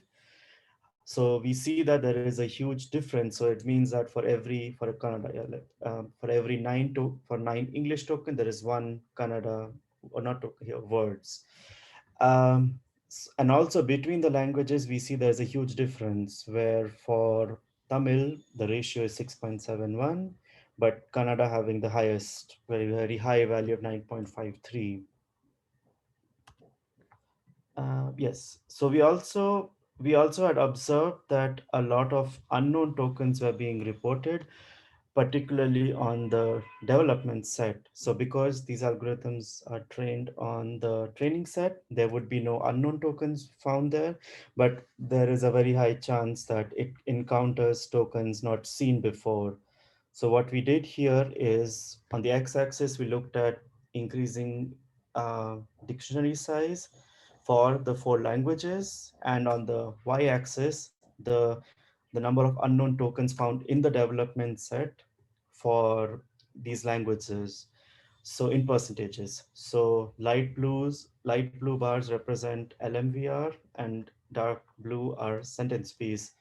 So what is the first striking difference is LMVR results in at least for Kannada and Malayalam, quite high percentage of tokens are marked as unknown. And what we also see is that sentence piece is quite stable, except for Tamil. So for Kannada, we see that even though the dictionary size is increasing, the number of unknowns stays relatively the same. However, this is not the case for Tamil, and this is also something we'd like to evaluate as to why it's so different for Tamil compared to the rest. However, we do not see any effect of the unknowns directly on the scores. So what we see here is the bars which are highlighted by yellow are the worst char F scores, and the ones by red are the ones with the best scores. This is done for each of the segmentation types, and we see the results are all over the place. So sometimes we see that, for example, for Tamil, for 50,000 had the most number of unknowns for sentence piece, yet it was the best performing system. For another case for sentence piece for Kannada, the highest number, which is I think around 20% of the validation set was marked as unknown, yet that was the best best LMVR system. So this is also kind of a mystery as to, is it able to generalize these unknown tokens, or it's quite unclear, and we would like to pursue it further. So finally, our main findings from the paper was that sentence piece as a segmentation algorithm is much better than LMVR for all the 4 languages. Though there were few differences for Blue, for Malayalam and Telugu, but based on CharF, we could say that sentence piece is a stable algorithm and always had a higher score than LMVR, except for, the next point was except for Kannada, we found that the larger the dictionary size, the better the score was. So we did stop at 50,000 and we contemplated doing further, but 50,000, there were only 50,000 tokens in the validation set. So we did stop at that. So perhaps the even larger dictionary sizes would be better for these languages. And finally, we found huge variations amongst these languages. So initial expectations were that they are Dravidian languages. So there are quite a few similarities between them, that they are agglutinative, and they're highly morphological, but there were quite few differences across the different tests that we did. So we attributed this to, one was linguistic characteristics, for example, where Tamil and Kannada have huge differences between the written style of Tamil and the spoken style. And the data sets that we collected had a mixture of both spoken Tamil as well as formal Tamil. And also the domain of the corpora, where mentioned prior, 70% or 80% of the Kannada corpora was religious domain, and not 50% for Tamil and Telugu. So this could have also played quite a big role in the varying results. And that was it. Thank you. Thank you for the interesting presentation. So is there any question from anybody?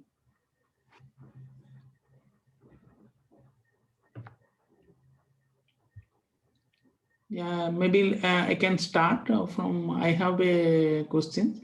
Actually, this is quite interesting to see that although all are belongs to Dravidian languages, like Tamil, Telugu, Kannada, but from the experiment result, it doesn't means matching. For example, like for Kannada, you mentioned it will be the performance scores. Yeah, exactly, from these slides the performance is lower, and also it is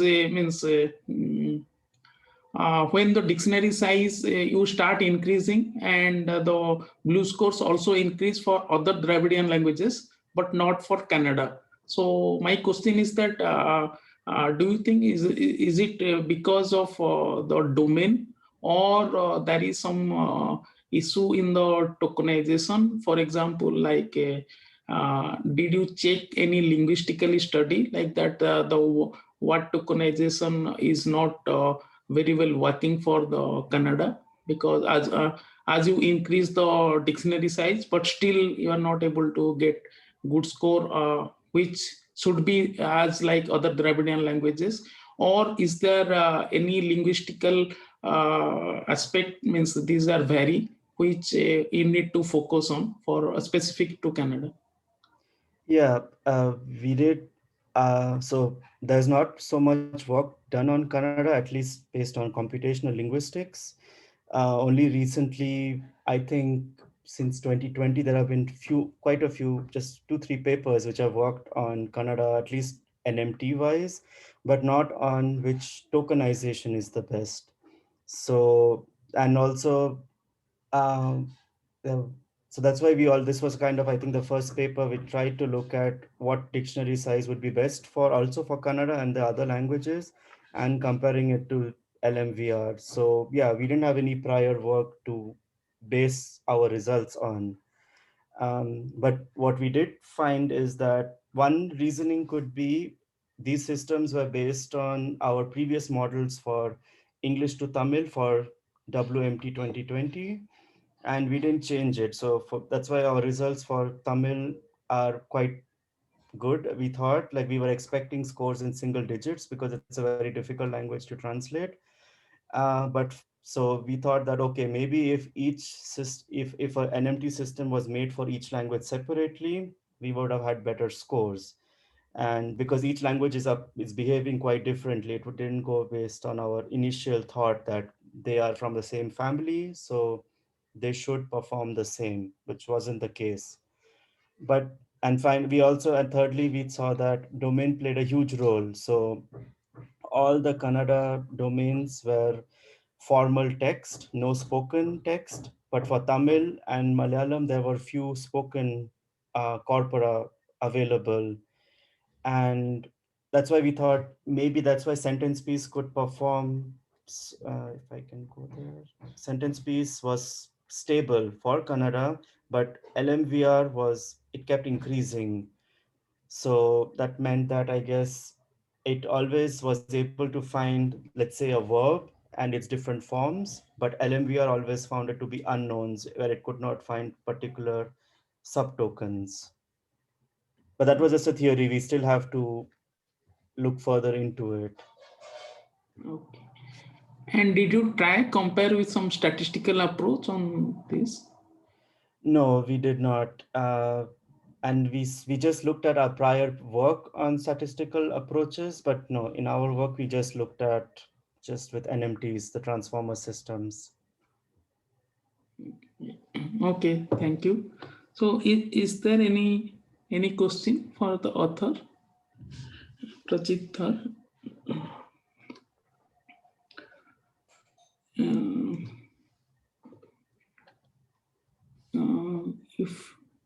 If no more questions, maybe I'd like to thanks to Prajit Dhar for very interesting work considering to Dravidian languages and including Kannada. So hope to see a very good result in future. And maybe I can suggest, like, as you mentioned that, okay, this will be mainly considering to religious text or Bible, because this is like if when you collect the data from Bible or religious text, so they are in the style is completely different. It will be like in old style, which will be not matching with the current day translations. So that is also the same thing. Also, we also observed in one of our work when we text from Bible, it didn't match with when you try to translate, it didn't match with the current day-to-day translation how we do. So so hope you can do some more analysis on the data as well as the linguistic part. And So thank you very much for your presentation. Thank you. Okay, I'll stop sharing. And next, I'd like to invite the second paper is about, that is also quite interesting paper. It is called Itihas, a large scale corpus for Sanskrit to English translation. So I'd like to invite Rahul Arlikate. So even particularly, I have gone through the paper and I have few questions, and I think this will be quite interesting work, particularly for English to Sanskrit machine translation. And now you can present. And already I mentioned that will be, you have 20 minutes time. So let's welcome Rahul. Please share your screen. Thank you. Can you see my screen? Not yet. You can share. Yeah, just a minute. Oh, okay. It's asking me to go to my system settings. Okay, I'll just quit and reopen in 1 second. Yeah, sure. There will be share screen. You can. Okay. Yeah, fine. Yeah, can you see? Yes, it will. Please. All right.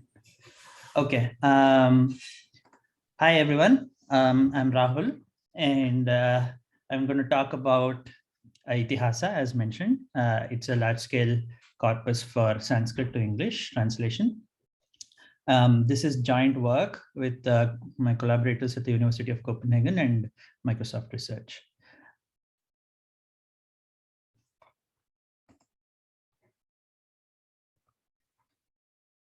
Yeah. So let's get into the motivation of this work. So Sanskrit is one of the oldest languages in the world and has been spoken in India for millennia. But and most of India's history and knowledge, ancient India's history and knowledge, has been recorded in Sanskrit. Though the number of Sanskrit speakers has drastically reduced recently, there is still a large mass of literature available to us even today. The latest estimates say that this is in the range of 30 to 40 million pieces of literature, which is a very large body. But most of these works have not been translated to modern languages, mainly due to lack of funding and expertise. Therefore, there is a real need for accurate machine translation systems from Sanskrit to other languages. But the main bottleneck in building such systems has been the availability of high quality data. Therefore, in this work, we introduce Itihasa, a large-scale translation dataset, which contains 93,000 pairs of Sanskrit-English translations. Let's look at a bit of background. Since the late 18th century, translations of important Sanskrit works has been available in physical form. But an effort to digitize these works has only begun in the last decade. In this work, we consider only two of the most important works in Sanskrit literature called Ramayana and Mahabharata. And together they contain over 100,000 shlokas or couplets detailing two major events in India's history. Though these books have been translated by multiple authors, we use the works of M.N. Dutt, which was published in 13 volumes in the beginning of the 19th century. Let us look at the format of these volumes, right? So each Sanskrit couplet follows a very specific meter. They are always divided in, they are always made up of 32 syllables and are divided into 4 groups of 8 syllables each, as shown in the figure. The different groups are colored in different colors here. So in the volumes, the English translation immediately follows each couplet, also as shown. But sometimes the couplets are split or combined together for better flow or to increase the translation clarity.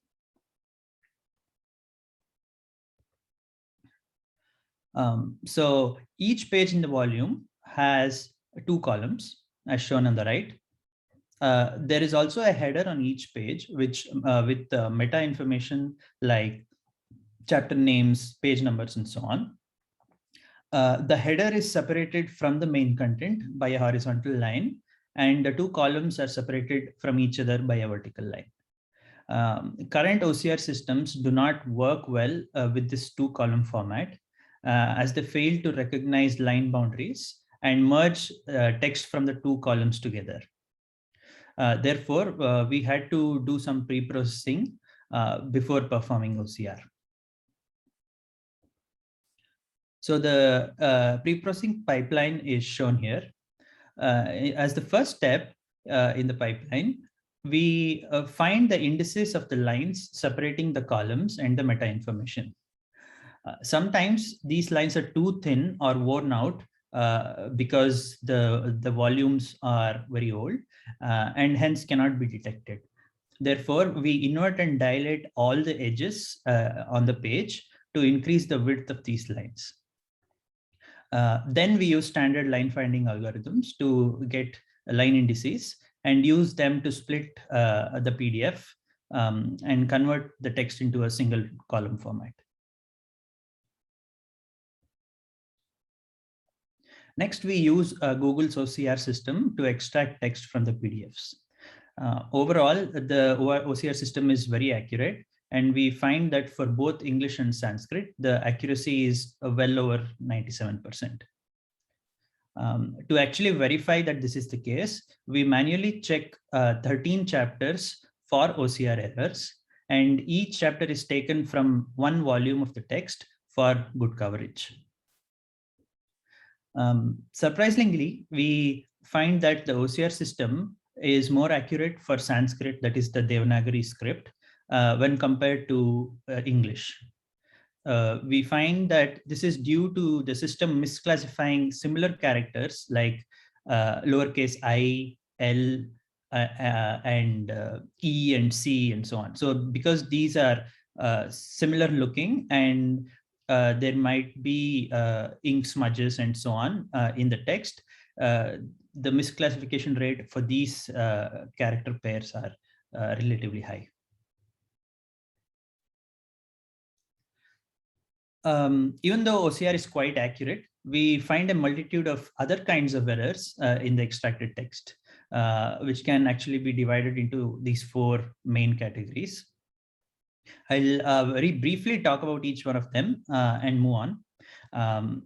So the first one is the print errors, which are usually caused by ink smudges, fading of text, dust deposits, and so on. So these are errors which have been induced due to the age of the volumes and the way the volumes have been digitized and so on.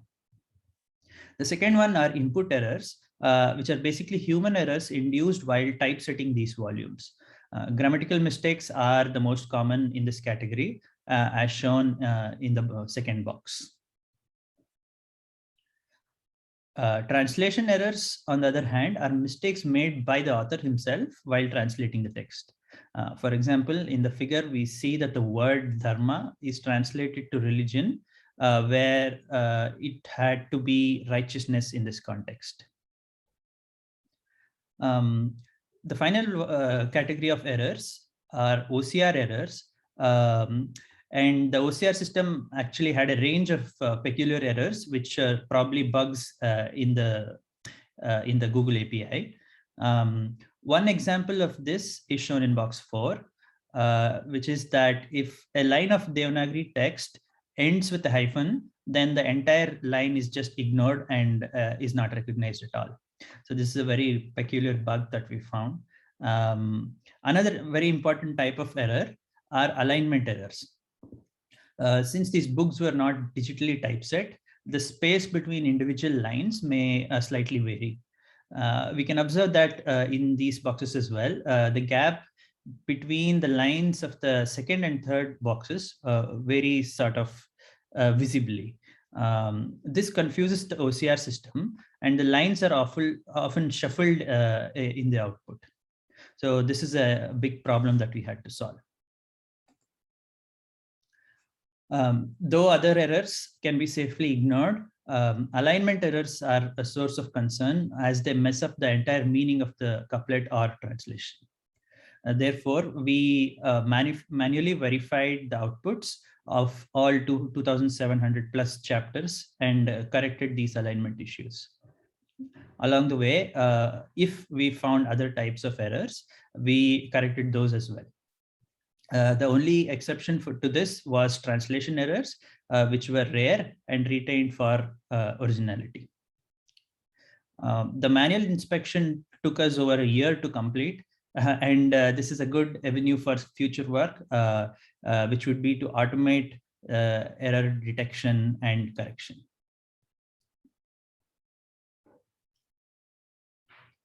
So moving on to some data statistics, we extracted, as I mentioned, 93,000 translation pairs in total. Then we randomly sampled 80% of the data for training and reserved the rest for evaluation. Out of the reserved evaluation data, 1/3 was used for development and 2/3 for testing. We see that on average, the English translations are around 2.5 to 3 times longer than the Sanskrit couplets. But we have to note that even these translations are very concise, and the author has deliberately tried to keep these translations short.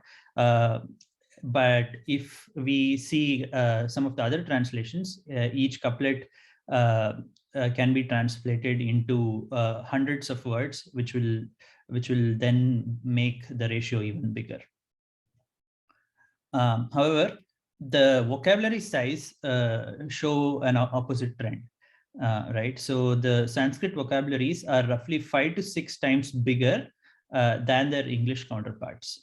The figure on the right shows the vocabulary sizes when the text is tokenized with the word level tokenizer and a BPA tokenizer respectively. As expected, we see a large overlap in the English vocabularies of the two works. So the bottom box, red boxes in the figure show the common tokens where it's shaded with diagonal lines leaning to the right, and the lines leaning to the left are unique tokens. So you can see that the English dictionaries have a heavy overlap, which is expected. But this is not the case in Sanskrit. This is mainly due to the agglutinative nature of Sanskrit, which allows for multiple words to be combined in different ways to create new composite words. We will see more about this in one of the coming slides. Let's move on to some experimental results. We train seek-to-seek models of various sizes in both English to Sanskrit and Sanskrit to English directions. We also use Moses as a statistical baseline.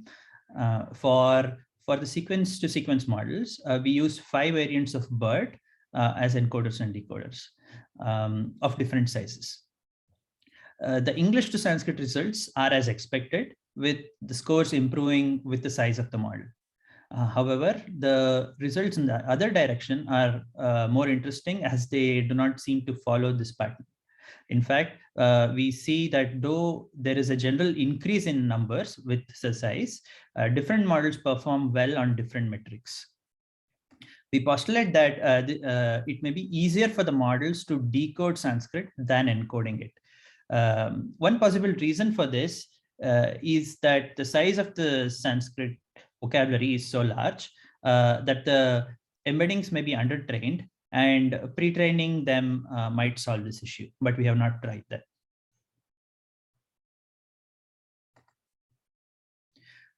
Finally, let's look at why Sanskrit's vocabulary is so large, right?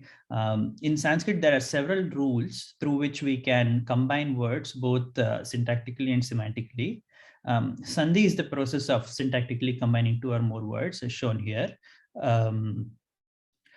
we can keep merging words with each other as long as the first and the last syllables are compatible. So if the last syllable of the first word and the first syllable of the second word are compatible, then they can be combined together. And this rule can be, and this can be repeated arbitrary number of times.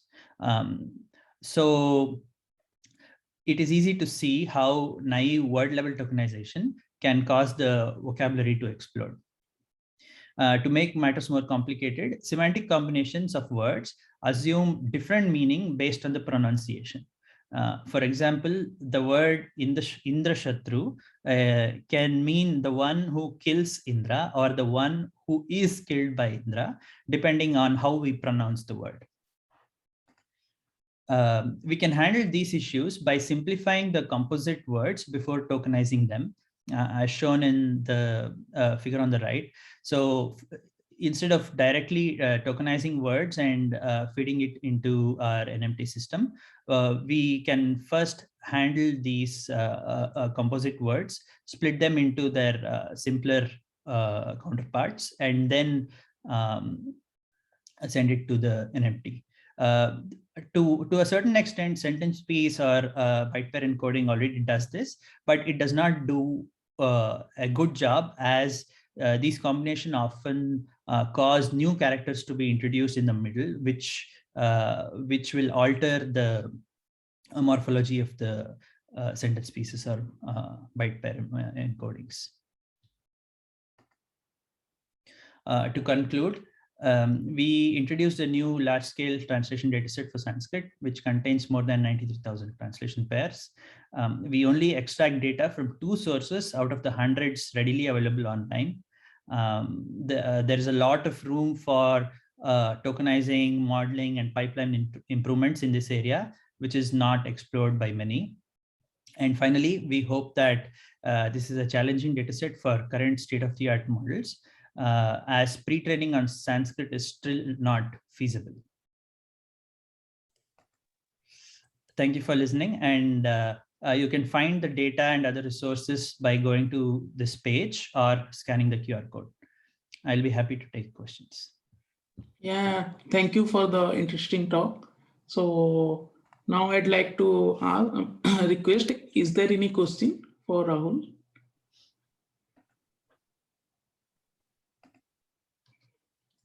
Yeah, maybe I can start. Maybe others, if you have any questions, you can raise. So I have 2 questions. First question is about this scores. So I think the scores you have shown, these blue scores are quite low. Yes. So my question is that don't you think it will be good to start with from some statistical method? Because with this data, maybe these neural methods are not working well. Maybe it will be due to the limited size of the data. So don't you think? Yeah, so we have tried MOSES. So if you see the first row here is MOSES, which is a statistical baseline. So that also 5.48, and the best score, I think best score you obtained is around 8 blue score, right? Yeah. Around 7.59. Yeah. Okay. Yeah. So if you see, MOSES does really badly English to Sanskrit. It just gets 0.21. It's somewhat better in the other direction. And so this output, have you verified the output from statistical and neural, like the output generated? Yeah, I mean, what do you mean by verification? Like the translation output, like translation output generated by the statistical, like MOSES, compare with this transformer based. Yeah, so obviously the NMT systems are a bit more fluent than MOSES statistical baselines, because the MOSES essentially does the alignment and just takes into account the frequencies of the words, co-occurring words, right? So depending on that, based on that, these other NMT models are a bit better, because they also along with learning the translation themselves, they also try to learn a little bit of language modeling, right? So it's a little more fluent than Moses, the other models, and that fluency is sort of increasing with the increased model sizes. So that's a good question, actually. So the TER, the translation error ratio, can be looked as a surrogate for this fluency. So this edit ratio is computed by like how many characters per word should be changed to get back the original translation. So we see that per word, the number of edits to be made is almost 1 in all cases. So which is really bad, and suggests that this task is pretty difficult without some additional processing.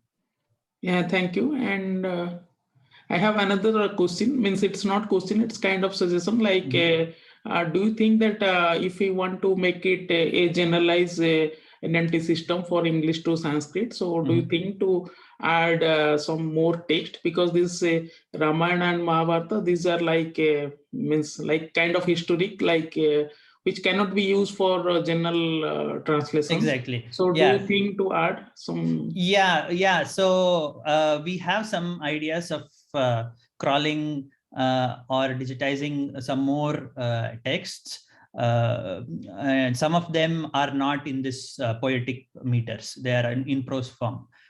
So yeah, maybe in the future we will release some data which are actual prose sentences and not poems. Okay. Yeah, thank you. Thank you for, I think this is very excellent work. And maybe if anybody has any questions for Rahul, maybe you can ask. And surely I think it will be, in future, it will be useful for English to Sanskrit or for machine translation systems, and maybe it will be available online so that people can use it. Yeah, thank you. I hope that people use it, and if anyone has any questions or comments, they're free to get in touch with me as well. Yes. So final. So if no more questions, so thank you to Rahul. And next, I'd like to invite the last research paper in this track about Indo-Collex, a testbed for morphological transformation of Indonesian word colloquialism. So I'd like to invite the author, Haryo. Hello. Yeah. Welcome, Haryo. So you can share your screen and you can start the presentation. So you have time is for 20 minutes. Okay, wait, let me share my screen. Yeah, please. Sorry, I can share while the other participant is sharing. Oh, okay. Just give me 1 second. Okay, thank you.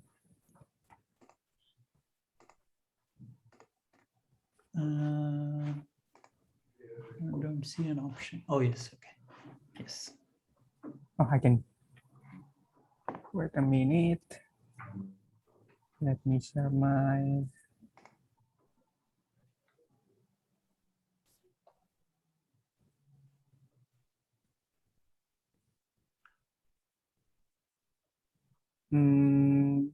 Can you see it, everyone? Yes, very well. Yeah, please. Okay. Wait.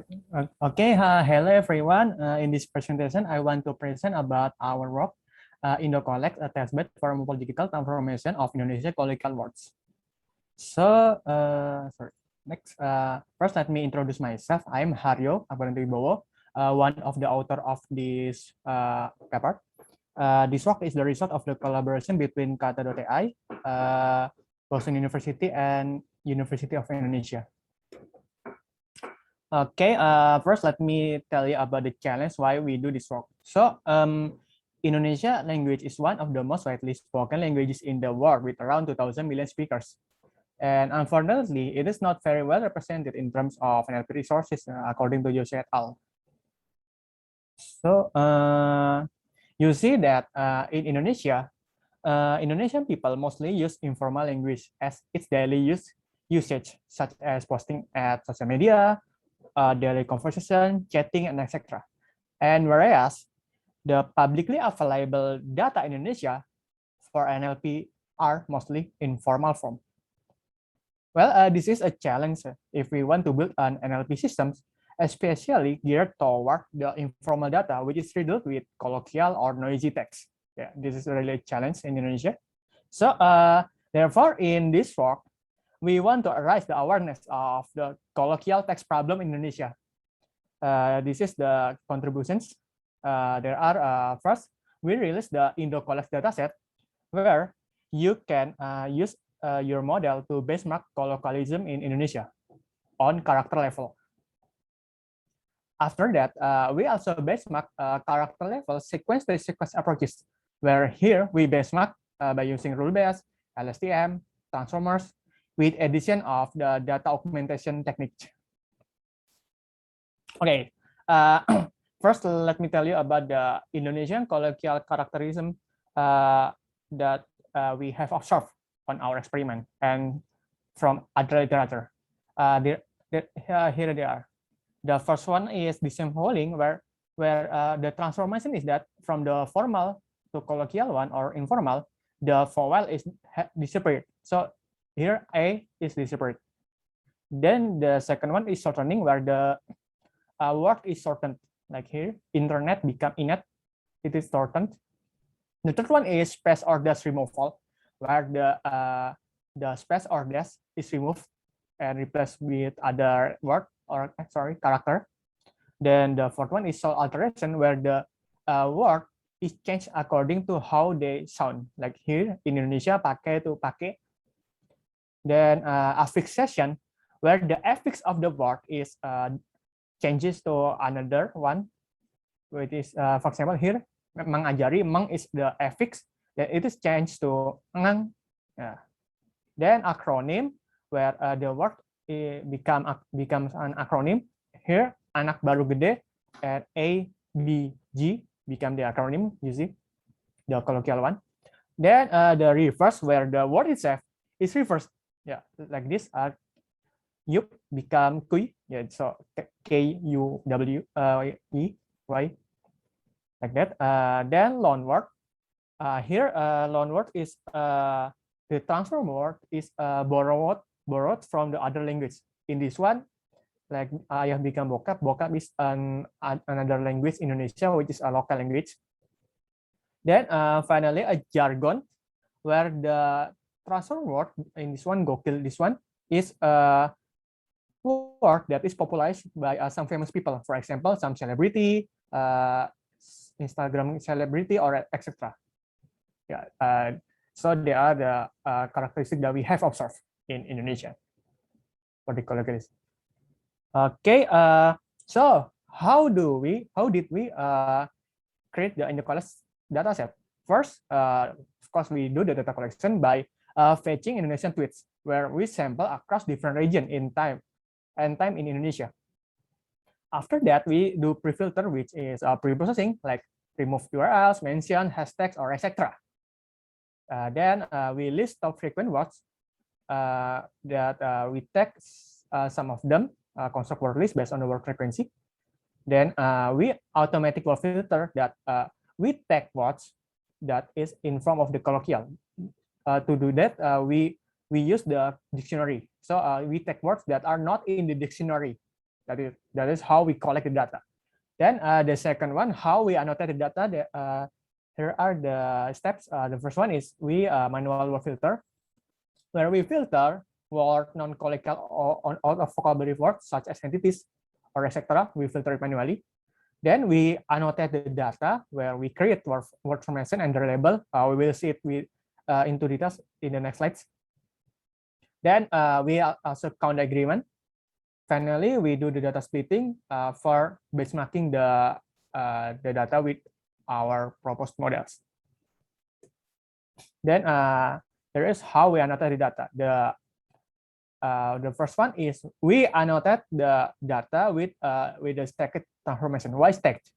Because the step on from the formal to become its colloquial one maybe contains multiple steps. For this one, for example, IO, which is in English let's go, become kui. It has two word formation text steps. The first one, it has sound alter, IO become yuk. Then after that, it is reverse. It becomes kui. Yeah. So it has two stack transformation. And after we do stack transformation, we break down the stack transformation into an instance. For example, in the previous one, let's see IO, yuk, and kui, where it has two stack transformation earlier.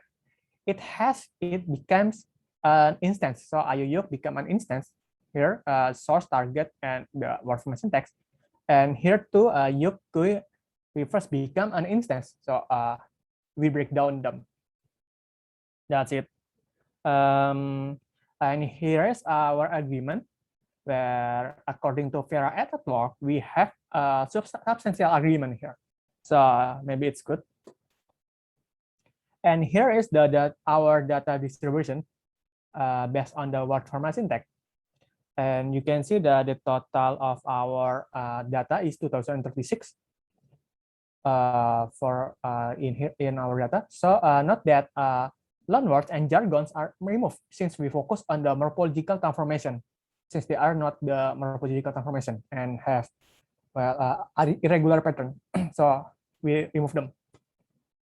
Okay, that's it about the data. Now we move on the method how we benchmark the data.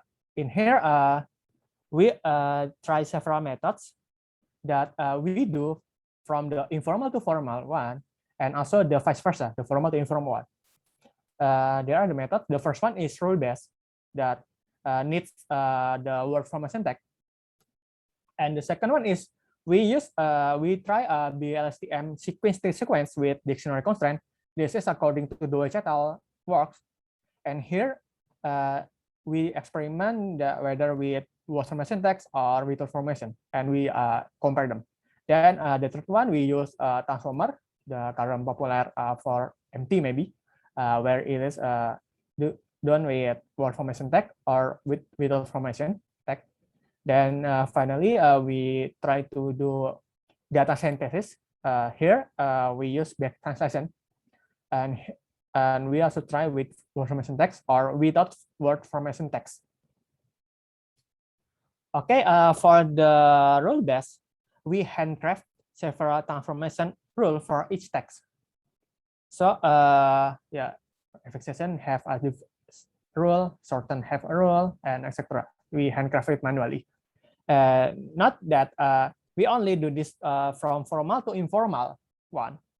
Since informal to formal is hard to create the rule, so it's hard. So we only create the formal to informal one. Then for the BLSTM sequence to sequence plus dictionary, we use the implementation of Deutsch et al., where we can use them off the shelf. So in here, they use BLSTM with long attention sequence to sequence, where they have addition plus, where they use a dictionary constraint for decoder. So the output of the decoder doesn't go anywhere. So it's constrained by the dictionary.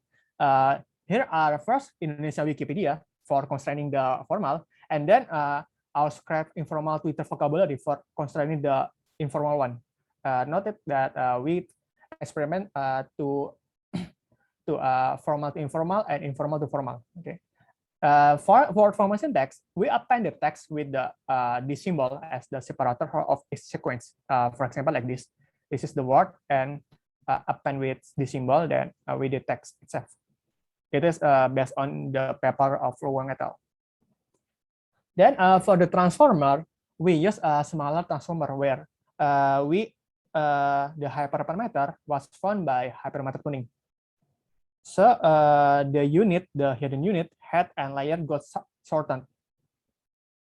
And for the experiment with formation text, we prepend the text before the separate this symbol. For example, here the text, then the symbol, then finally the word itself. And don't forget that it is character based. Then for the back translation, we use back translation where we augment each of them, informal to formal and vice versa. Where for the informal to formal data, we use formal Wikipedia words using transformer formal to informal. So we predict the informal from the informal form of the formal Wikipedia. Then we append it to the informal to formal training set. Then for the formal to informal, we use that informal Twitter using transformer informal to formal. It is similar to the informal to formal process. Then we produce additional pairs with respect of word transformation text ratio based on the training data. So we also train a transformer model to predict the text. So we have a classification, transformer for classification for formal to informal that predict text, and vice versa that can predict the text. We do this to make the ratio is similar to our training data, the ratio text. Okay, here is the experiment result. In here, we use top 10 accuracy in this slide. First, transformer model outperform the others. With additional of the data synthetic also improve the quality further.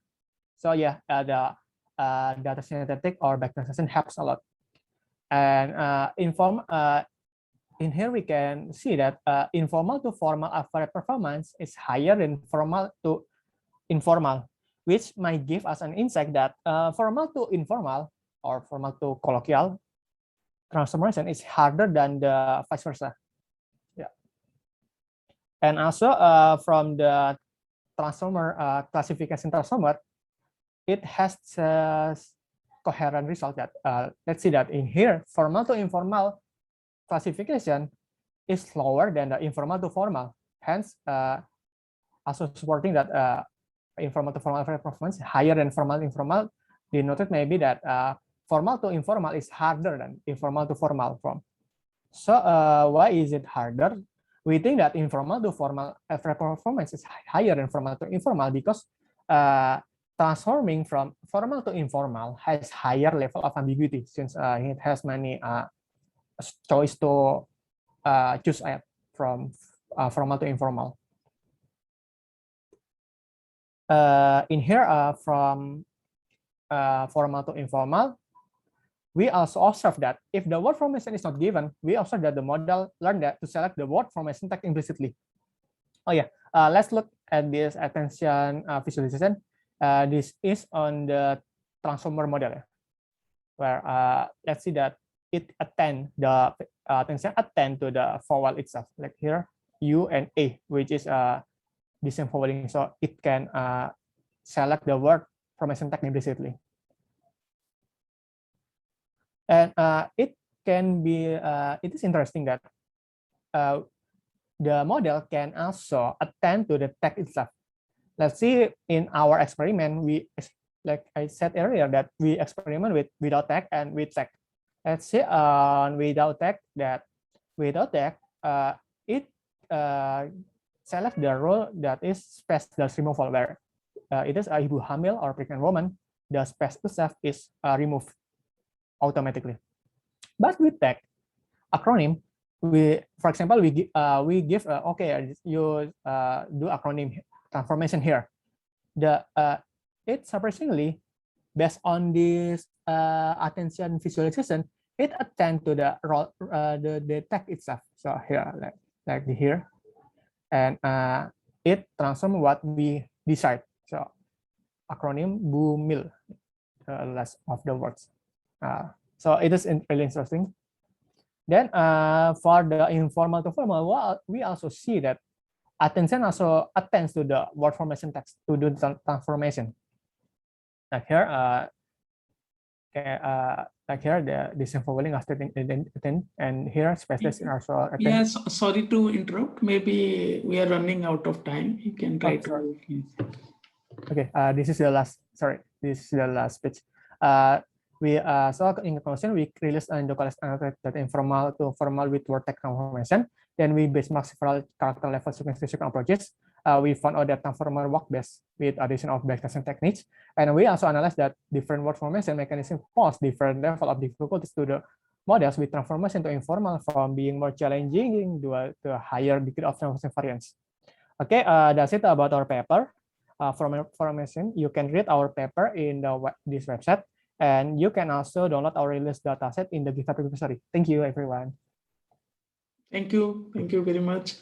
So, is there any question for Haryo?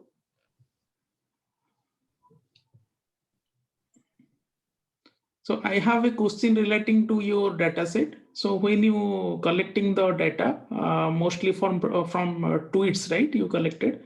So so do you specify like some categories of data, or you just collected any tweets? And when you collected the data, so do you did some kind of anonymization or filtration to consider if any personal information is available in the tweets?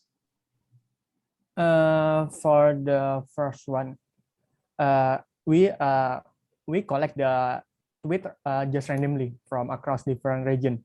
So we select from this region, and other region. So we doesn't do any like any next step.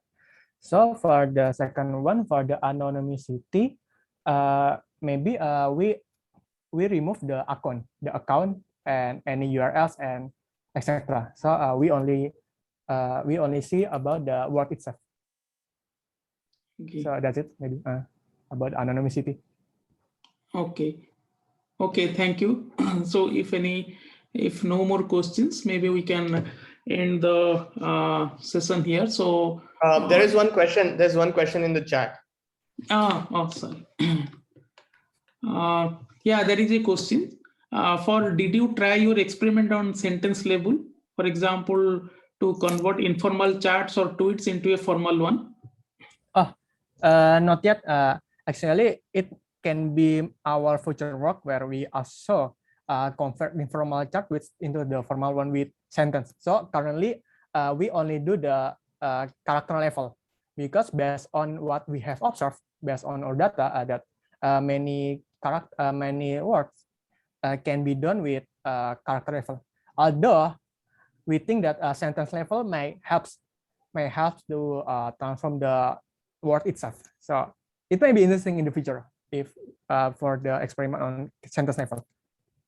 Okay, thank you. So at the end, I'd like to thanks to all the participants in this session and for their interesting talks. And now I think next session will be start after a 5 minutes short break, and Raj will be now take over from here. So thank you.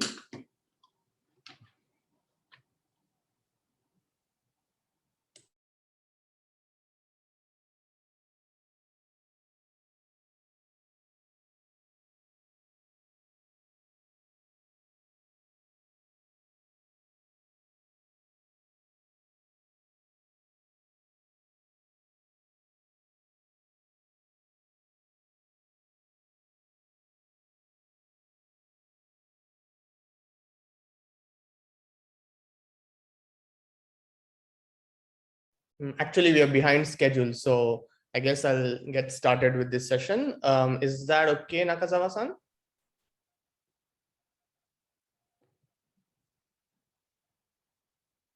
Nakazawa-san? Okay, I guess he's AFK. It's okay. I'm gonna start this next session, which is the shared task 3 session, which mostly covers the multi-indic empty task. And I'll start out with the overview of this session. So let me just share my slide, just a moment.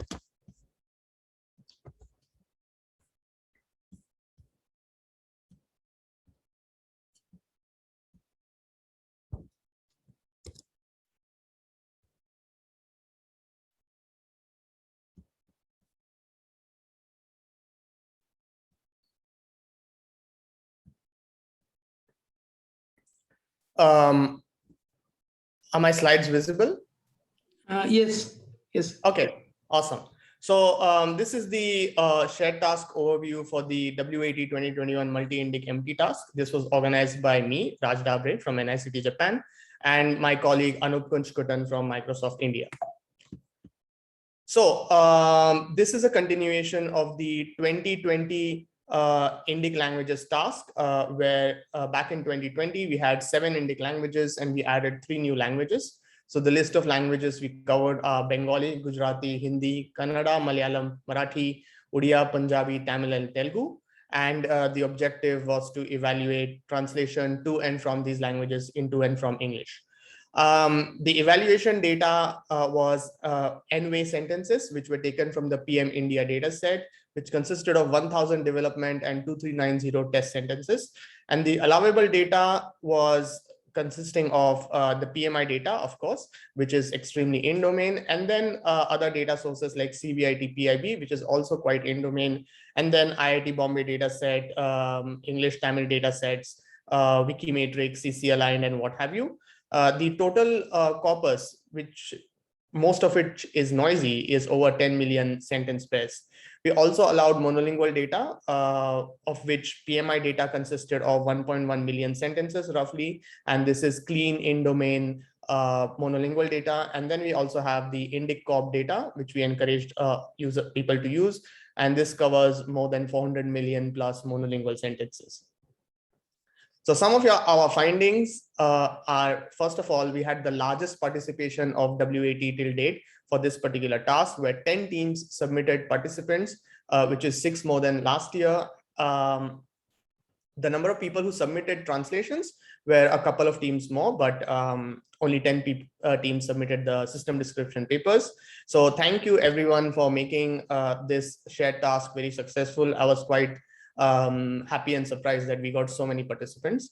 Regarding the winner across all of the tasks, the SRPOL, which is Samsung Research Poland, they were the clear winners in terms of blue score and human evaluation. They got seriously good scores for all the translation directions, which is 20 translation directions. We really want to know what you did. As for the runners-up, teams such as Sakura, CFILT, IIIT Hyderabad, IITP, and MCAIRT also performed really well. Most of these are behind SRPOL, but mostly their performance is pretty close to each other. We also want to hear what you did.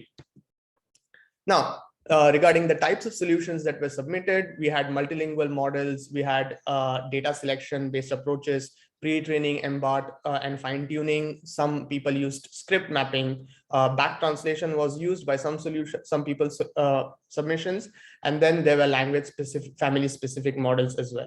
And the main observations are that English XX to English, which means Indian language to English translation, reaches anywhere between 30 to 50 blue on the particular evaluation data set that we used. What this probably means is that this evaluation data set is too easy, mainly because we already have some in-domain data, or maybe Indic to English is not that a difficult task, but again, we know that this is subjective, subject to the domain that we are working on. So I suppose there is still more work to be done. As for English to Indian language translation, it reaches between 15 to 40 blue, out of which 7 languages are lower than 21 blue. So that means for translation into Indic languages, there's still a lot of room for improvement. In particular, Punjabi, Gujarati, and Hindi reach very high quality, often above 30 blue, and Hindi, in fact, goes above, goes around 40 blue. So which means English to Hindi, of course, English Hindi being a resource-rich direction, really has the best possible performance that we see. With regards to human evaluation, we performed human evaluation on 5, how many languages was that? Yeah, we performed human evaluation on several directions. And so you can see that no matter which human evaluation direction you see, this is for Bengali English, for English Bengali, again, SRPOL does show the best possible translation quality in terms of blue scores as well as human evaluation. However, you should note that if you look at the differences in human evaluation for Bengali to English and English to Bengali. In terms of Bengali to English, human evaluation score for SRPOL is at 4.8, but for IIIT Hyderabad, which is the runner-up, is at 3.82, which is a big gap. But for the reverse direction, the gap is not that high, which is 4.65 and 4.39. So I suppose translation into English, SRPOL really pulled out the big guns and got some really awesome translations. And you can see that in the case of Kannada English, the gap is not that large, which is also the case for English to Kannada. So there is not much of consistency in terms of where human evaluation really shows whether a particular group outshines the other or not. But however, once again, note that human evaluation is limited by budget and also limited by the human experience. The correlation between different annotations is something that we still have to compute accurately. And therefore, these human evaluations should be taken with a pinch of salt. Of course, if we get more funding, then better human evaluation should be possible. So the main observation is that there is a stark increase in perfectly rated translations. When I say perfectly rated translations, the translations which get a score of 5, which means, yeah, people's solutions are really good. And this year, unlike last few years, the team with the highest blue also is the team with the highest human evaluation scores. And so far till last year, we had teams with the highest blue scores not getting the highest human evaluation scores. So maybe this time, perhaps this year, the translations are so good that there is a correlation. Nevertheless, this needs a bit of investigation. So what are the next steps with regards to the multi-indic MT task? First thing is we want to add more languages. We went from 7 to 10. This next time we want to go from 10 to 15. And I'm thinking Assamese, Nepali, Urdu, Sinhala, and Sindhi are at least the languages that I plan to add to the Indic data set. So we're going to have 15 Indic languages. And this is good timing because the Flores 101 data set just came out. And all of these languages are covered. So that should be a very nice evaluation task that we can conduct. Perhaps we could also have some better evaluation metrics, but that's open for debate. We also want to have larger and cleaner training data where we can consider the Samanantar parallel corpus for Indian languages, which is probably the largest collection of Indian language corpora, parallel corpora to date. We also want to try to have CC matrix and wiki matrix and start cleaning stuff. And maybe we want to do some document level evaluation, which is becoming quite popular. And if you have attended our invited talk in the beginning by Paco Guzman, then he has mentioned that document level information is available for the evaluation data set. So document level translation should be a possibility. So that's it for the overview of this shared task. And I'm going to start the session where, one second. I'm going to start the session where people can start presenting their system description papers. Oh, and actually I'm the first one. So let me start presenting my paper. Just a moment.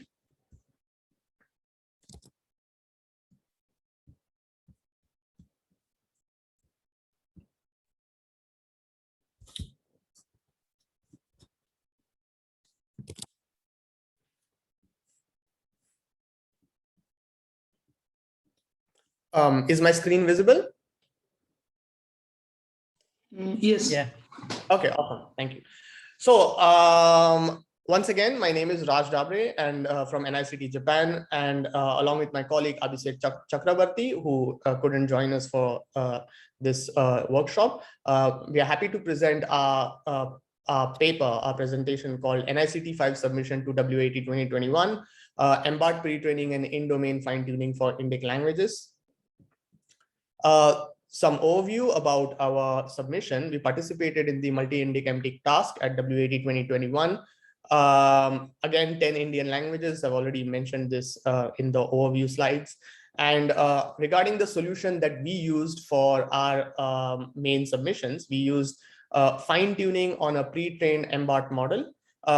we submitted unidirectional models as well as multilingual one-to-many and many-to-one models. And these models are fine-tuned on the pre-trained MBART model. The one thing is that we did not use the official MBART model, but we pre-trained our own MBART model using our own toolkit.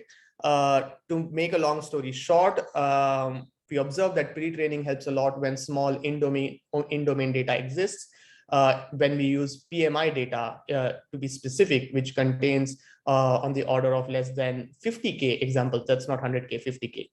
Multilingual training already gives strong results, which means even if you don't have pre-trained models, we already get good improvements by multilingual training. But then when you do multilingual fine-tuning, you get the best possible results. And in retrospect, I realized that I should have probably used the CVIT PIB data, but I'll talk about it later. So I don't think I need to cover this particular slide, which talks about the description of the task, because I've already spoken about it in the overview slides. And I've already mentioned that our solution is MBART pre-training and fine-tuning, and we have unidirectional or multilingual fine-tuning. So about MBART pre-training, I'm pretty sure most of you know what it is. Nevertheless, I'd like to just quickly go over it. So an MBART model is multilingual denoised pre-training, where you have an encoder-decoder model, which is what at the base of the machine translation modeling. And the input is going to be a document where spans of text have been masked. And the objective is to unmask these or predict these masked spans. So this is known as text infilling. And we do this for a bunch of languages for which we have monolingual data, whether it is sentence level monolingual data or document level monolingual data. It doesn't matter, except that document level monolingual data might be better for document level applications. Once this pre-training has been done using infilling and denoising, we can then fine-tune these models on parallel corpora. So for example, if we want to do sentence level machine translation, then essentially we have the source language on the encoder side, and on the decoder side, we have the target language. And this leverages the pre-trained information very well. And in low resource situations, we get huge boosts in translation quality.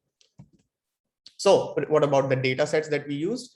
We used, for our experiments, we started out with the PMI parallel corpora and the INDIC-COP monolingual corpora. And as you can see on the left-hand side is the table for INDIC-COP statistics. And you can see that Assamese is included, although it was not one of the languages, but given that Assamese and Bengali are very similar to each other, perhaps Bengali data can be supplemented. We have the data for the other languages, which ranges anywhere between 6 million for Odia all the way up to, let's say, 63 million for Hindi, which means there's a lot of sentence level monolingual corpora that is available. And please note that sentence level data is used for pre-training. As for the PMI data set, you can see that these are small parallel corpora with the largest parallel corpus for Hindi English and the smallest one for, let's say, for Bengali English at 23,000. So now, regarding the experiments that we conducted, this table gives you an overview of all of the results we have. So the upper part of the table shows translation from Indian languages into English. The lower half is for English to Indian languages. There are unidirectional models, which are the baselines. There are many-to-one models. Then we have MBART plus unidirectional, which means unidirectional fine-tuning, and then MBART many-to-one, which is unidirectional, multilingual with fine-tuning. And then we're just showing the official best submission scores for comparison. And one thing is clear, if you compare the unidirectional and many-to-one models, you can see that many-to-one performs really well, especially for translation into English. So you can see that, yeah, you should definitely train multilingual models in these low resource settings.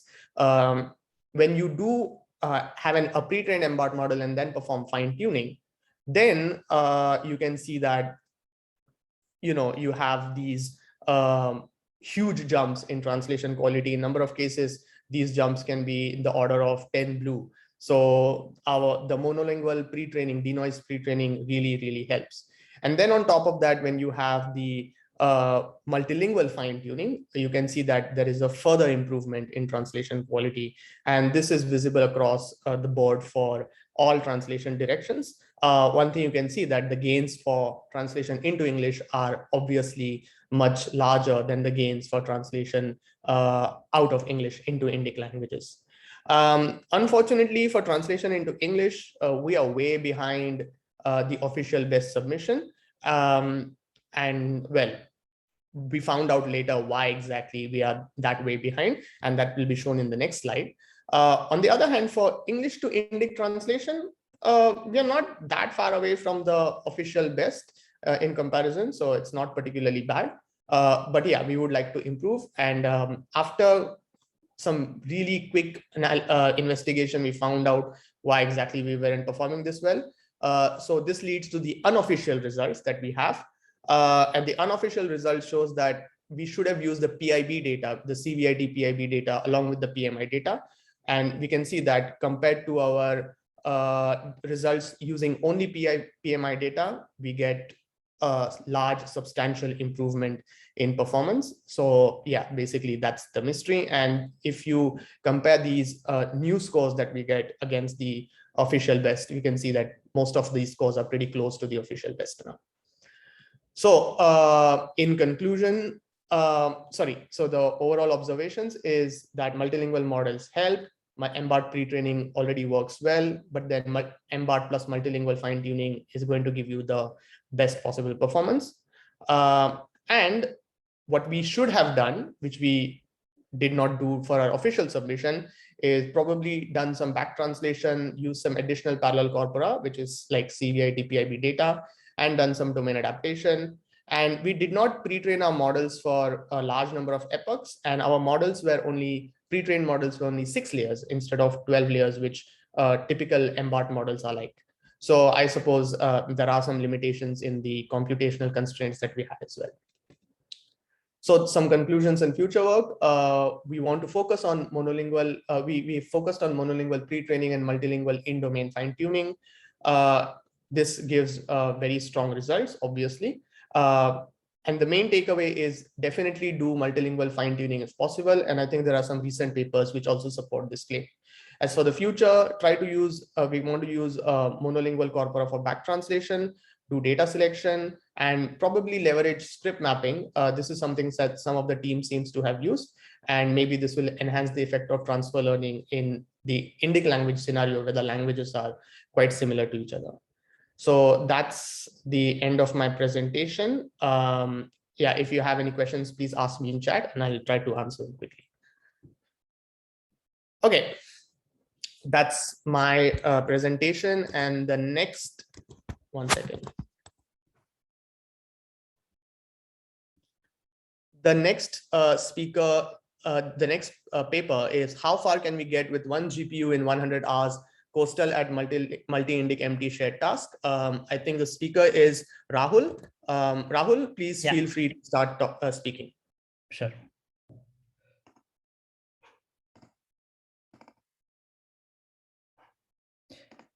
Can you see my screen? Yes. All right. Hi again, everyone. I'm Rahul, and I'm going to talk about our submission to the Indic translation share task. This was joint work with my collaborators at the University of Copenhagen. So in this paper, we take a different perspective of translation. I'll get into the motivation for that. So recently, MT systems have improved significantly with the availability of more data, better models, bigger compute, and so on. Though data is freely available, state-of-the-art models still heavily rely on large compute infrastructure, which is not available for everyone, especially in academia, right? This bar is being reduced drastically, but still it is a problem that many people have to contend with. Therefore, in this work, we experiment how far we can get with a single GPU and limited training time. In particular, we constrain ourselves to one 24 GB Titan X GPU and limit the training time of our models to 100 hours.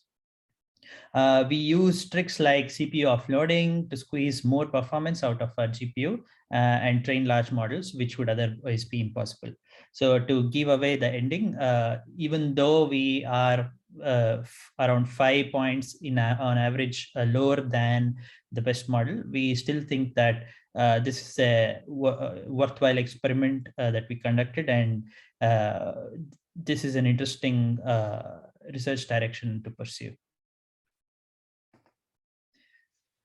Okay, so getting straight into the models, we experimented with 4 models. The first one, the obvious statistical baseline, is Moses.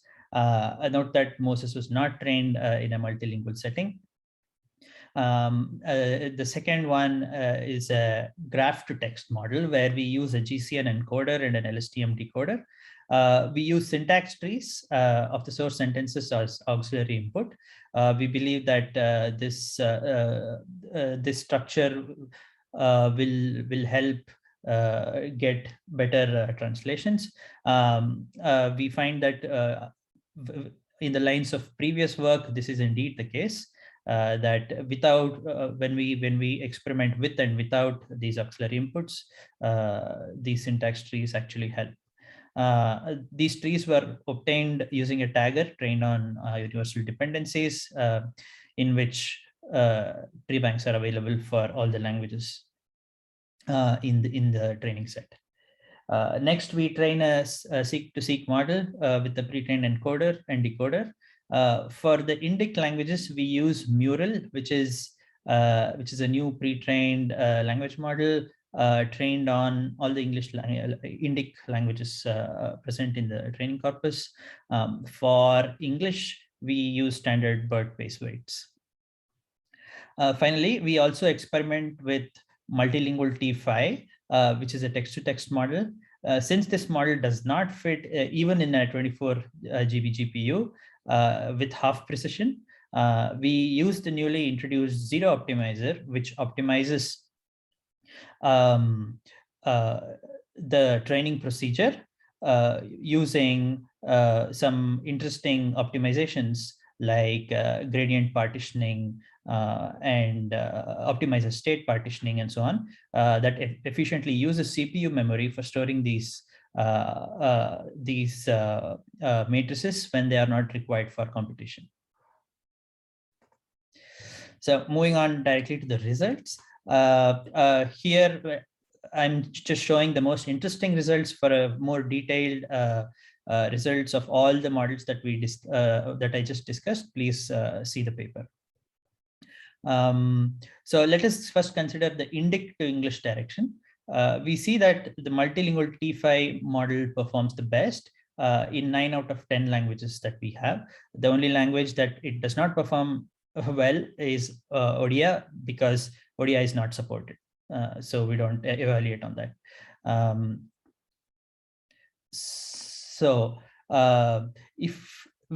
Interestingly, we found that if we train the same model only on the PMI corpus and not on the whole data set, this gives us a better performance on the test set. This, I think, is expected as the test set is also taken from the PMI corpus itself. But the important point to note here is that the other models sort of harm the performance rather than helping it. This effect might not be as pronounced if the model was trained for longer, and I think that is the case, but that is something that we have to be aware about.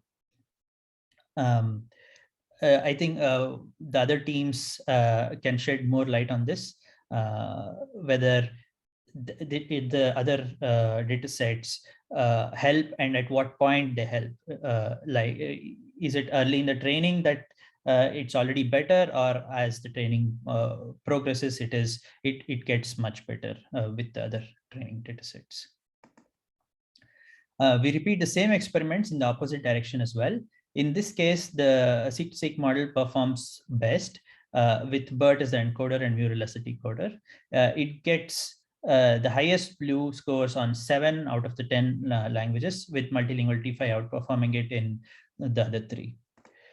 We again see that training just on the PMI data gives us a better performance, but the gain is not as significant as before. Curious to see if we can do any better than this, we fine-tuned the model trained on all datasets with the PMI corpus. Unsurprisingly, we find that this indeed helps the model, and the performance jumps 2 to 5 blue points with just 5 hours of fine-tuning. Quickly moving on to some observations, we perform a small analysis on the dataset and find that the entire dataset is of very high quality, but there are a few instances of misalignment between the source and target sentences. More details of this analysis can be found in the paper.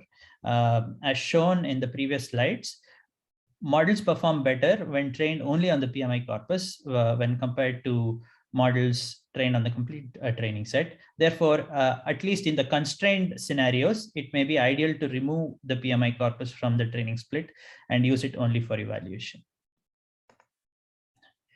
To check how much the models learn at different points in time, we take a snapshot of the weights every 20 hours.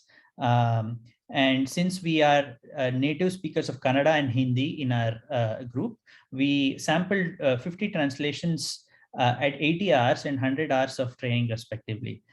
We see that in these 20 hours, the blue scores of the translation improve again by 2 to 5 points, which is a big jump. However, when rated for fluency and faithfulness on a scale from 1 to 5, these numbers increase only by 0.005 and 0.01 respectively. This supports previous work, which show that blue might not be the best metric to measure the quality of MT systems, especially in constrained settings. And this is a very interesting research direction that many are looking into already. Thank you for listening. I hope you liked this new perspective on low resource, highly constrained MT, and I'll be happy to take questions. I'll make just a quick comment. So I also observed that if I used all of the data, the performance is bad. Since PMI is in domain, it's much better. And you could try with PMI and PIB data. And I think that might push the performance even more. Yeah, okay. Thanks. Yeah. Okay, thank you very much for your talk. Then the next paper is titled IIIT Hyderabad Submission to WAT 2021, Efficient Multilingual NMT Systems for Indian Languages. Saurav, are you there? Yes, I am here. Yeah, please begin your presentation. Raj, can I start in like 15 minutes? Like, oh, you'd like to, okay, fine, no problem. So I'll go ahead with the other presenter, and then you just ping me if you're ready, and then I'll get you started. Is that okay? Yeah, sure. Thank you. Okay. So then let's move on to the next presentation titled Language Relatedness and Lexical Closeness Can Help Improve Multilingual NMT. IIT Bombay at Multi-Indic NMT at WAT 2021. Jyotsana, are you there? Yes. Okay. Yeah. Are you ready to present? Yeah. Okay, please go ahead. Yeah, I'm sharing my screen.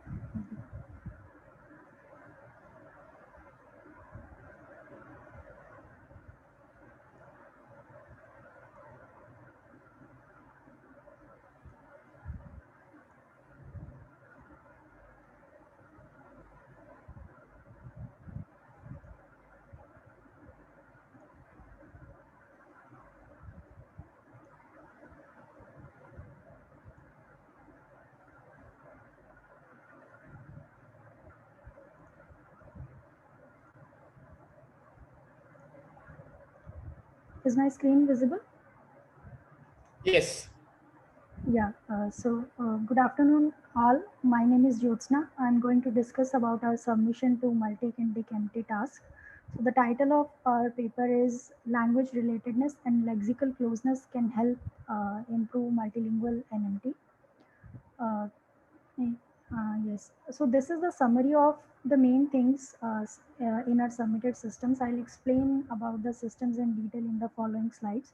We submitted 3 many-to-1 multilingual NMT models, which basically utilizes a shared encoder and 1 decoder framework. And to handle the we utilize all the available parallel data. and we are not using any monolingual data in our systems. And to handle the lexical gap between languages, we basically convert all Indic language data to same script. We also experiment with grouping languages based on their language families to study the impact of language relatedness in multilingual NMT. These are some of the related works. So there have been numerous amounts of work in the direction of multilingual NMT, but these are the works which are majorly related with our submitted models. So Johnson et al. Proposed an approach to train multilingual NMT system which utilizes shared encoder-decoder framework and also a shared attention mechanism to train a model for multiple language pairs. And they also add a target language token at the beginning of the target sentence to identify which language to decode to. And Fidatella also proposed a method to share only attention mechanism between different language pairs to train a multilingual NLP system. Now coming on to the motivation of our work, so most Indic languages share a lot of cognate words, but many languages utilize different scripts. Among the 10 Indian languages provided in the task, all languages except Hindi and Marathi utilizes different writing scripts. Because of different writing scripts, the model is not able to utilize the benefit of the shared vocabulary. So in this direction, we convert all the Indic language data to the same script and train multilingual models. So these are the details of our submitted system. So system 1 is basically the bilingual models, which works as baseline for us to compare with other multilingual models, which is trained using the parallel data provided for that particular language in that particular direction only. And system 2 is from all Indic languages to English. And system 3 is basically we group languages based on their language families. So Bengali, Gujarati, Hindi, Kannada, Marathi, Odia, and Punjabi, these six languages belongs to Indo-Aryan language family, and Kannada, Malayalam, Tamil, and Telugu belongs to Dravidian language family. So we group them based on their language family and train two different multilingual models.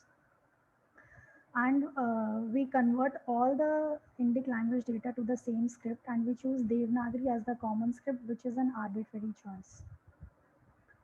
So these are some of the details of our model configuration. So we use 6 layers in we use a transformer architecture, 6 layers in both encoder and decoder with 8 attention heads, 1024 embedding dimensions, and 1024 hidden layer size. In our case, we have only trained models for many-to-one multilingual NMT models. So our encoder is shared between all Indic languages, and decoder is basically for English only. And we utilize shared vocabulary, which is a combination of vocabulary of all the languages, including English. For data pre-processing, we are using tokenization and also segmentation using byte pair encoding. So all the Indic language data is tokenized using Indic NLP library, and for English we are using Moses tokenizer. And for byte pair learning byte pair encoding codes, we are using fast BPE implementation. For bilingual models, BPE codes is set to 60,000, and for multilingual models, which is utilizing all languages, it is 1 lakh, and for Dravidian to English and Indo-Aryan to English, it is set to 80,000 BPE codes. And to run our multilingual models, we are utilizing the implementation of mass code base. So these are the BLUE codes for our bilingual models, which are only utilizing the parallel data provided for that particular language of all the domains. So as explained by Raj, that if we utilize only PMI data for fine tuning, it will perform better, but we are utilizing the combination of all the provided data. Yeah. So this will help us. So these codes will help us in understanding the difference between bilingual and multilingual models. So our system 2 is basically a many-to-one multilingual NMT system, which is combining all the Indian language data and train a multilingual NMT system for all Indian languages. So from this table, we can see that there are some language pairs for which the blue score is decreasing in case of multilingual NMT systems, and it might be because of the differences between these languages. So to study the impact of language relatedness, we train two sets of multilingual NMT models based on their language families. So, so one is Indo-Aryan to English, and the second one is Dravidian to English. So it is clear from this table. So out of this, so it is clear from this table that grouping based on language family gives better blue scores than the model which is shared amongst all languages. So language relatedness plays an important role in training of multilingual NMT models. So this table shows the amount of shared vocabulary present between Indic languages after we convert them to the same script. So if we consider Bengali and Gujarati, they both utilizes different writing scripts, but they share a lot of cognate words. But when we use different scripts, those cognate words are basically, the model is not able to get the benefit of those cognate words. When we convert them to the same script, it helps in increasing the shared vocabulary and in turn helps the multilingual model. So in conclusion, I would like to say, so we studied the influence of sharing encoder-decoder parameters between related languages. So grouping languages based on their language family helps the multilingual NMT models because of the several linguistic phenomena shared amongst them. And when we convert all the Indic language data to the same script, it leads to better shared vocabulary and helps the multilingual model helps a multilingual model. So in future, we plan to explore different pre-training techniques to utilize monolingual data together with the available parallel data, and also utilize how to take benefit from the in-domain data. So these are some of the references. Yeah. Thank you. Any questions? Thank you for your presentation. If anyone has any questions, you can reach out to Jyotsna directly. Oh, does somebody have a question? Chihiro?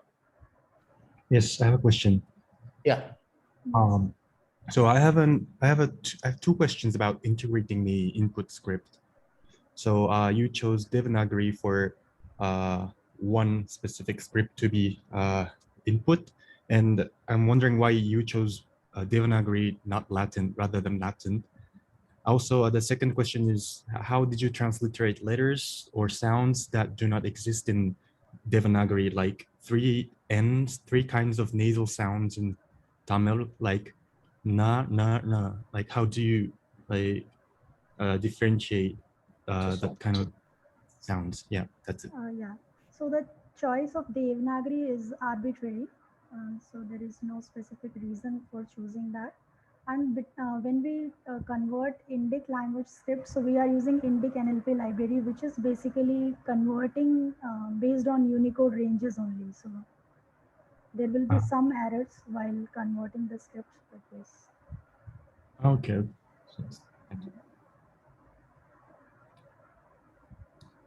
Okay, thank you, Jyotsna.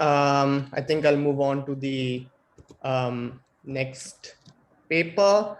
The title is Samsung R&D Institute Poland submission to WAT 2021 Indic language multilingual task. Adam, are you going to speak? Yes, I'm ready. Yeah, please go for it. Okay.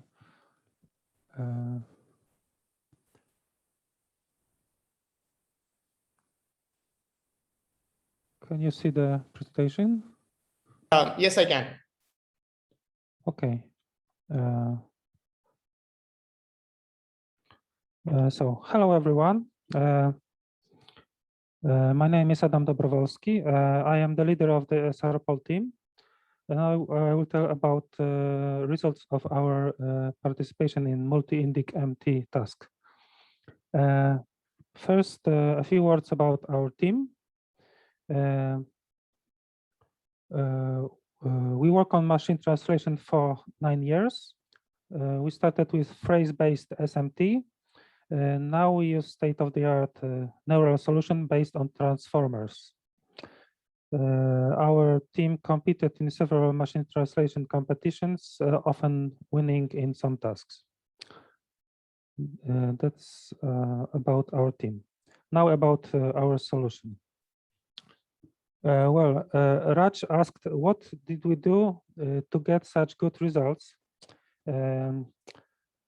I don't really know what was the crucial thing about our results, because we didn't introduce any new specific solutions.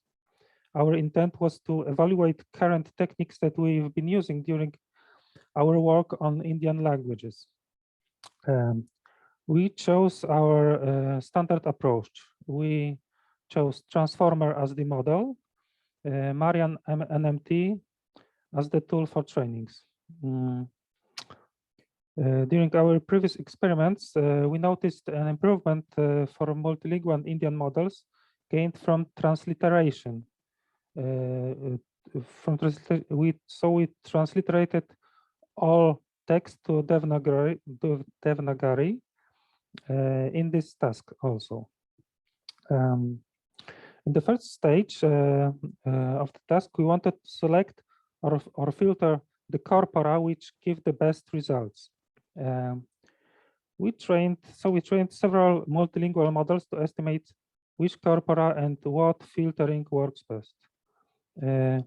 For these experiments, we used transformer-based models, which can be trained quickly in about 40 hours on 4 GPUs.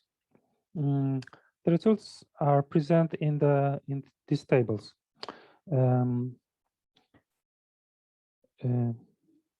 Btext, the first line, Btext, is the set of all parallel corpora provided by organizers, except CC-aligned corpus. This baseline, results of this baseline is in the first row of the table on the left. CC-aligned corpus alone gave very poor results. This is a big corpus, about 15 million sentence pairs. It is more than original Btext, which has only 11 million pairs. Despite the corpus size, the results of the trained model was much worse than the model trained on Btext. The quality of this model, this CC-aligned model, is comparable to the model trained only with PM India corpus, which consists only 300,000 pairs. Now, we experimented with excluding religious corpora, as the religious texts are specific and far from domain of PM India. But the results without religious corpora were about 2.5 below, worse than results on full Btext corpus. We experimented with domain adaptation of the corpora. We used two techniques for domain adaptation: filtering by fast text and by language model. We created fast text models by choosing 10,000 sentences from PM India as in a domain, and another 10,000 sentences from CC-aligned as out domain. With this model, we selected in-domain sentences from the whole Btext corpus. The second method of the domain adaptation was the language model. We created a language model based on PM India corpus and filtered the sentences which had the normalized probability above a chosen threshold. Both of these techniques applied to parallel corpora gave lower quality than the training on full Btext corpora. As you can see it in last rows of the first table. Later, we did also additional experiment by not using the transliteration. As you can see in the last row of the first table, the results are very similar to the baseline results. That suggests that the transliteration does not improve the results, but we didn't have time or resources to confirm that hypothesis. The final conclusion of the experiments on btext was to use the whole unfiltered btext corpora and not to use CC aligned. In all further trainings, we used full btext corpus. We did a few trainings not only on btext corpus, but also on synthetic corpora made from back translation of monolingual corpora. The results are in the second table on the right. Training were made on mixed original btext and combined with synthetic corpora. Both filtering techniques were applied and gave better results than training only on btext. This is in first 3 rows of the second table. MADL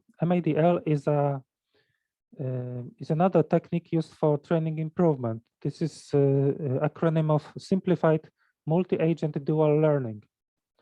This is a technique for preparing corpora that simulates combined training of 2 models for opposite directions.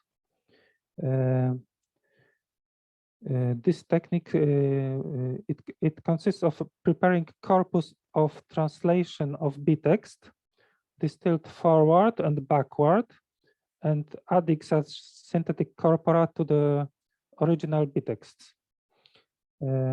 As you can see, MADL gave a slight improvement on translation, but only in the preliminary trainings. In final trainings, this technique did not help.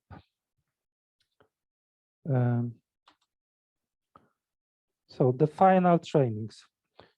For final trainings, we used larger transformer big models, and we use separate models for translation to English, one-to-many, and from English, many-to-one. We also use transliteration. In the table, you can see the results we gained at each stage of the trainings.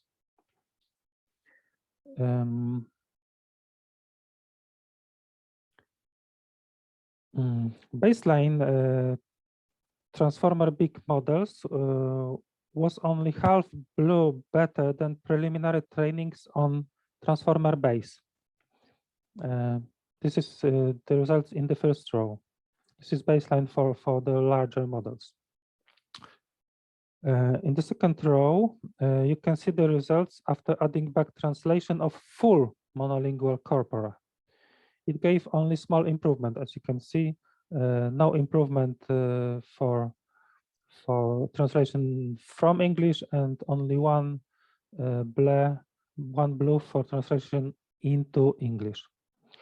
In the third row, you can see the results of enriching the training corpus with domain-adapted back translation.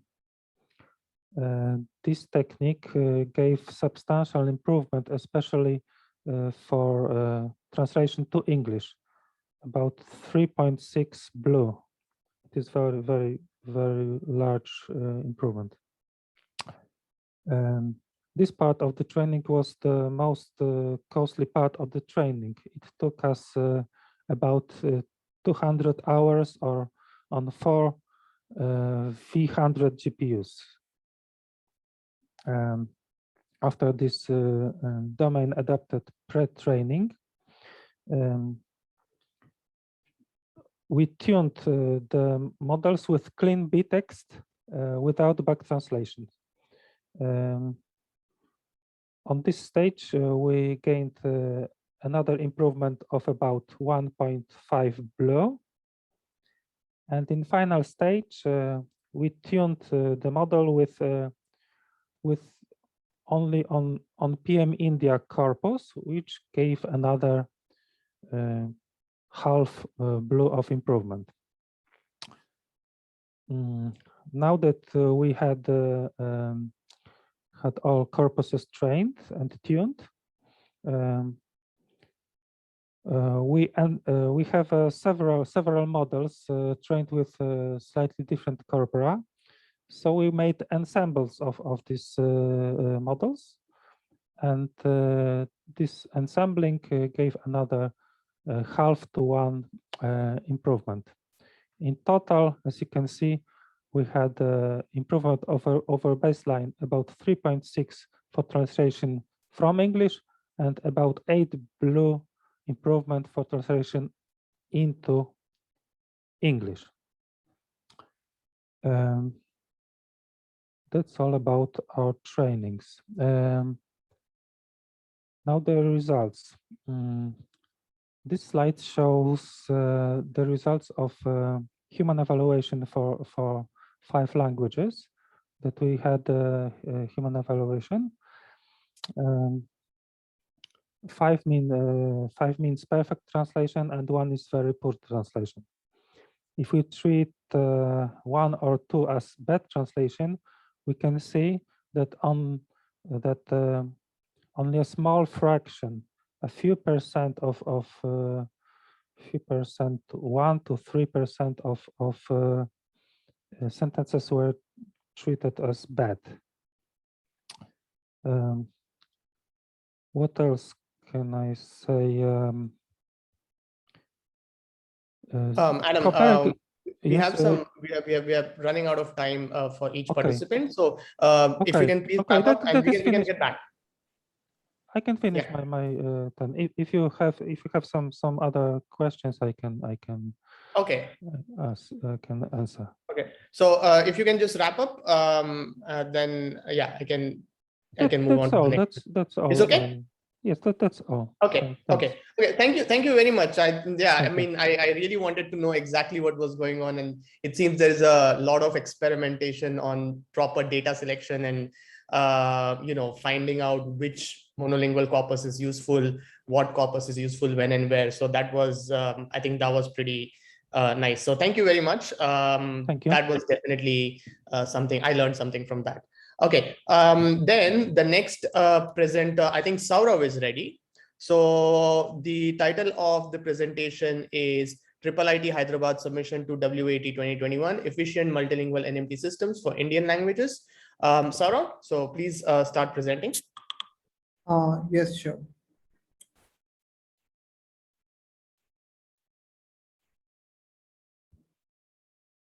Let me share my screen.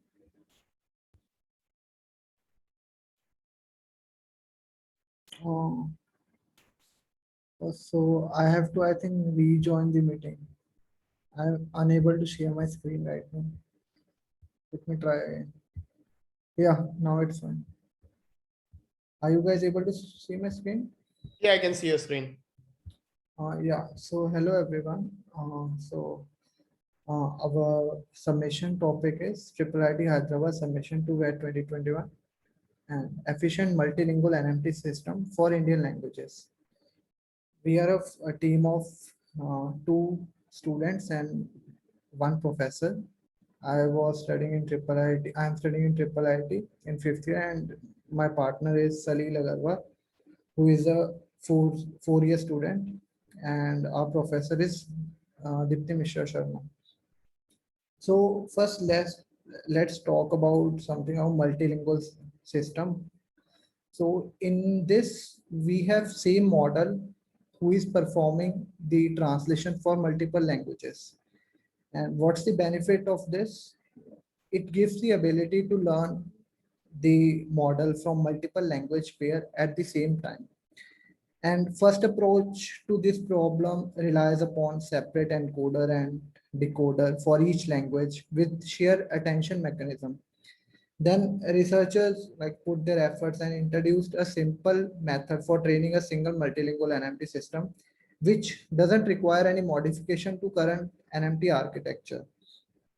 What they basically did, they added target language identifying token in the beginning of each source sentence. And in this approach, they aimed at exploiting many languages. How this approach was working? So they were simply combining all the available parallel data in hand, and the drawback of this approach, which we think is like this makes system complex in terms of both time as well as computational resources. And like here are some facts, like we have, like after analyzing the Indian languages, we have seen Indian languages show relatedness as their as origin for most of them are from same script, that is drumming. So the question came to our mind is how to efficiently exploit the language relatedness for more improved translation quality. And also, like some studies show in multilingual scenarios, only few languages contribute in the learning process for like particular MNMT settings. And like to address the first problem, like how to exploit the language relatedness. So this approach basically aims at exploiting relatedness, exploiting the relationship between language lexicon using parallel data from other languages. And problem is Indian languages use different script. So to overcome that, so due to different script, the process of exploiting relatedness got hindered. So to overcome this, we use the technique called transliteration, and in which we were converting the every language pair to the same script. And we have chosen for our case that is Devanagari. The reason behind we choose Devanagari is we were using the Indic NLP library, and the performance of Indic NLP library on Devanagari is quite well compared to other script like Abudagi.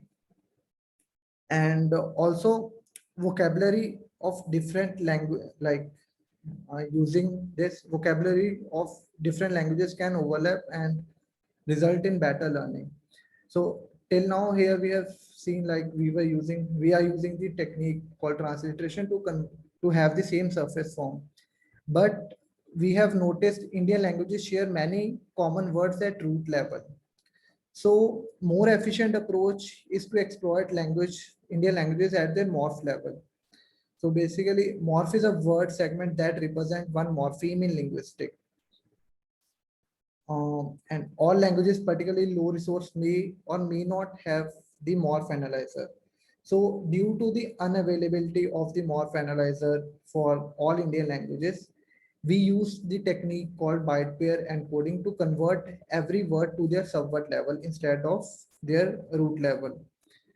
So this byte BP is a data compression algorithm that iteratively replaces the most frequent pair of bytes in a sequence with a single unused byte. So in multilingual scenario, learning BP rules will not only find the subword between multiple languages, but it is also ensuring the consistency of segmentation among each considered language pair. And so far we have discussed about multilingual systems and Indian languages. So now I will talk about our submission to the shared task. So here the goal was to build a multilingual system for English to Indic and Indic to English languages with a given dataset for 20 translation directions. So here also we trained a multilingual system via exploiting the language relatedness. And by analyzing the given data, we found it contains multiple domain in the training set, but test set was from the particular domain.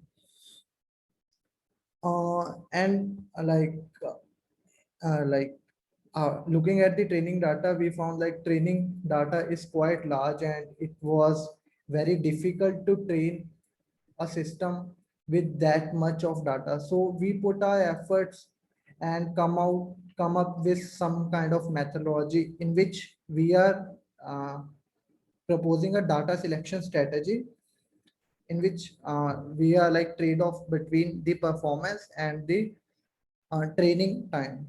So the methodology we have followed is, so we have trained every model by exploiting the language latentness. And here we are given with multiple domains and test set was from particular domain. And from our studies, we have some facts like studies show only few languages contribute to learning of multilingual system. So this can also be true in case of multiple domain. One can treat domain as a different language, and adding only relevant domain can help in achieving the competitive result with efficient training. Thus, to find the relative order between the different training data set, we are calculating the similarity among different domains using the vocab overlap. And then we are incrementally training our multilingual system at each iteration, training our multilingual system, and at each iteration we are adding the most similar domain. And dip in the blue score we consider as our stopping criteria. And for the further improvement, we have used the well-known technique in which we are exploiting the monolingual data, that is back translation. So for calculating the vocab overlap, we are finding the vocab of domain 1 and domain 2. Then we are using this formula to calculate the vocab overlap with the PMI data set. And here is the table in which we have shown the overlap among different domains. We can see like PMI with the CVIT has the most similar data. With the Bombay, it's comparable, but the problem with the IIT Bombay data was it was only for the English Hindi. So like ignoring that fact, we trained our system based on the vocab overlap numbers. And on training our system, first we used only the given PMI data set, and the first row shows the result corresponding to that. Like PMI baseline means we are training the English Hindi system only, and these are the baselines for our case. And then we trained the multilingual system using only the PMI data, and we got on an average 5 to 6 blue score for every language pair. And then we start our incremental study on the domains, and we added the most similar domain, that is CVIT. And in that we can observe we got the good improvement of around 4 to 3 blue score, 3 to 4 blue score. And then we jump to our next step by adding the IIT Bombay data to the current system. And we noticed we were not getting the much improvement compared to our previous system. So that was our stopping criteria. And in some cases, we actually got a dip, like we can see in English Punjabi. For PMI and CVIT, it was around 28. And when we added the IIT Bombay dataset, we got only blue score of 23. And after that, we used the monolingual data along with the PMI plus CVIT system, and it gave the improvement in our case. And finally, we fine-tuned our system, like final multilingual system, on the PMI multilingual for the domain transfer, and that was our final submission to the WAT. And in this way, we were able to achieve the competitive result by using the lesser amount of data with compared to the full, if someone is using the complete data set. So this was the benefit of this approach.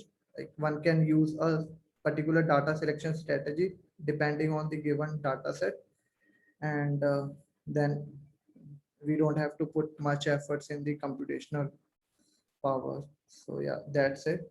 Any questions?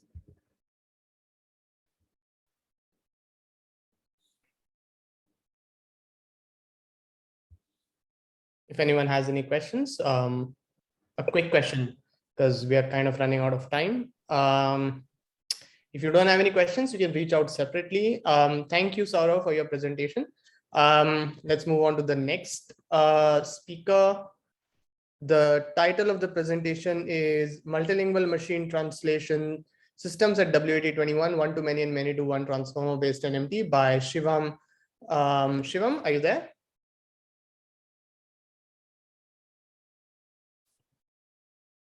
Shivam, are you muted by any chance?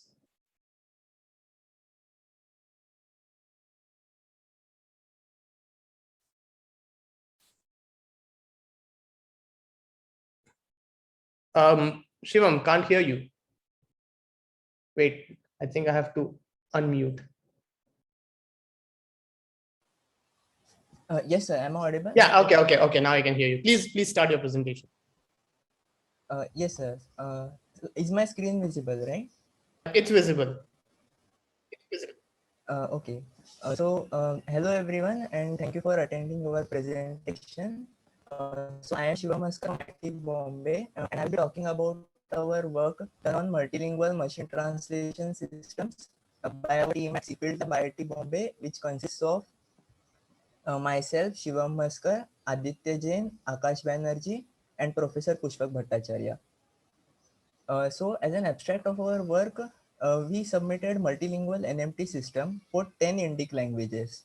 And we submitted 2 multilingual NMT models, a one-to-many multilingual NMT system and a many-to-one multilingual NMT system.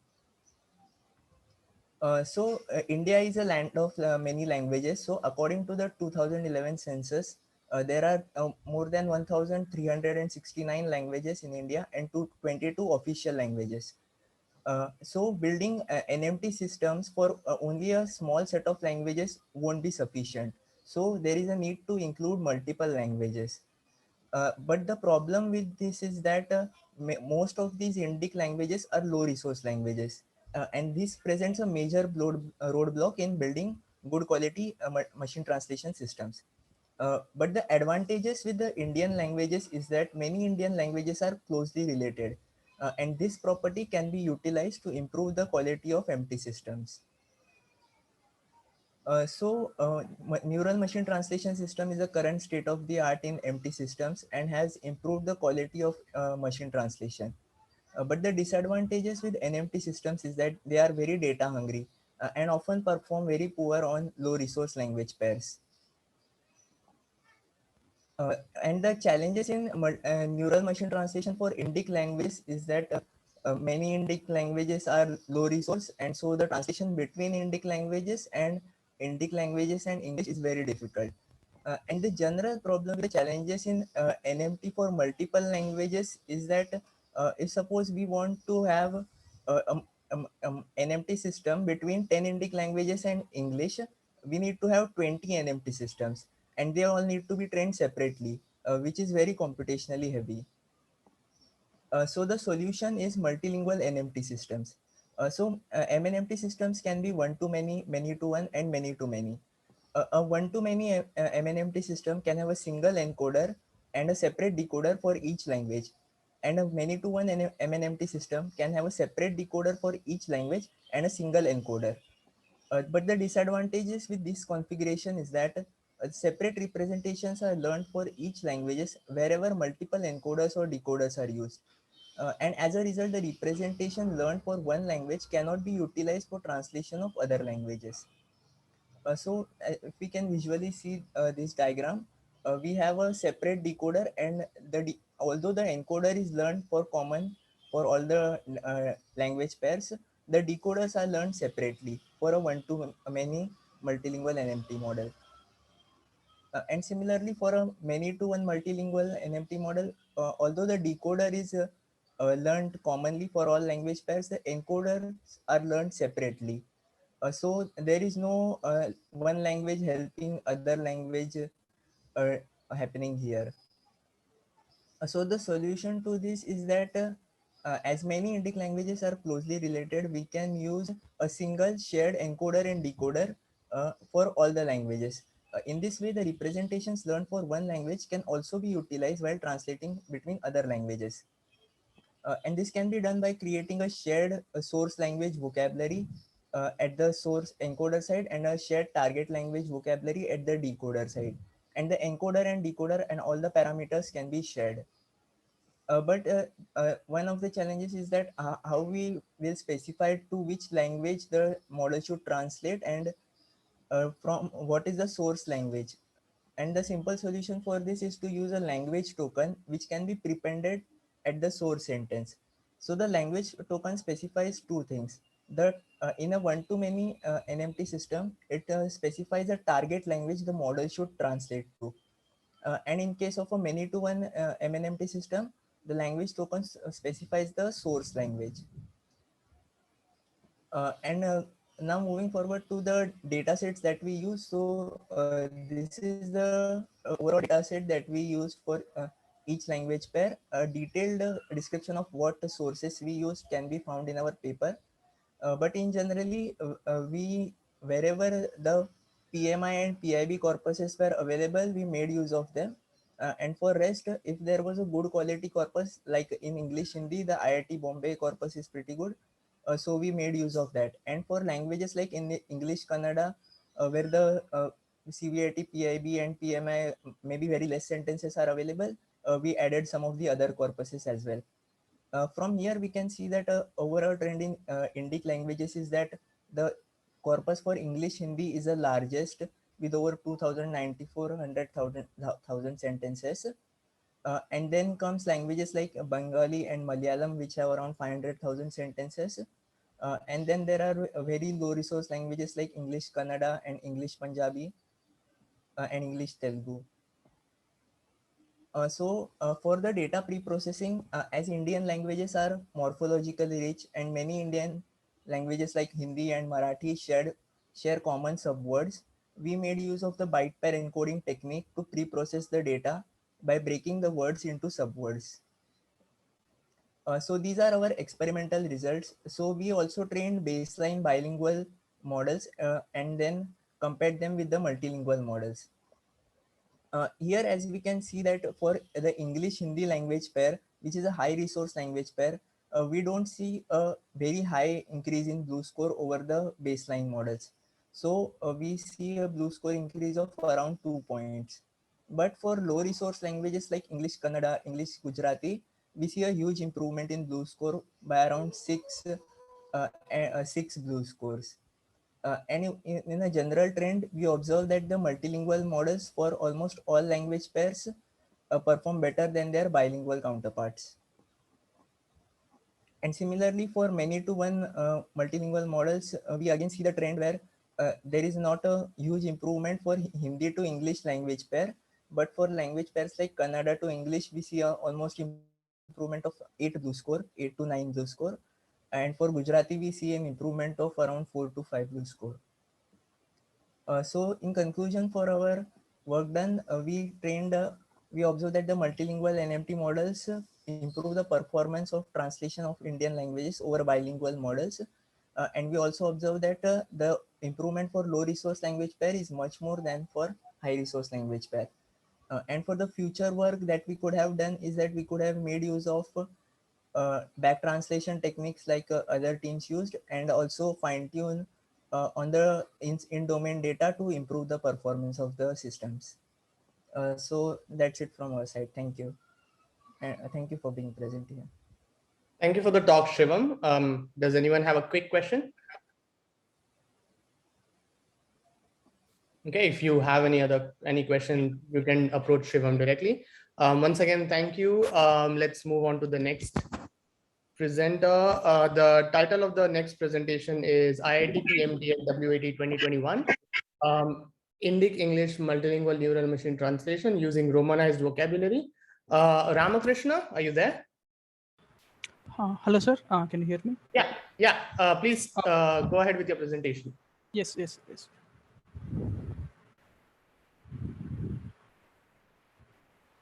So can you see the screen?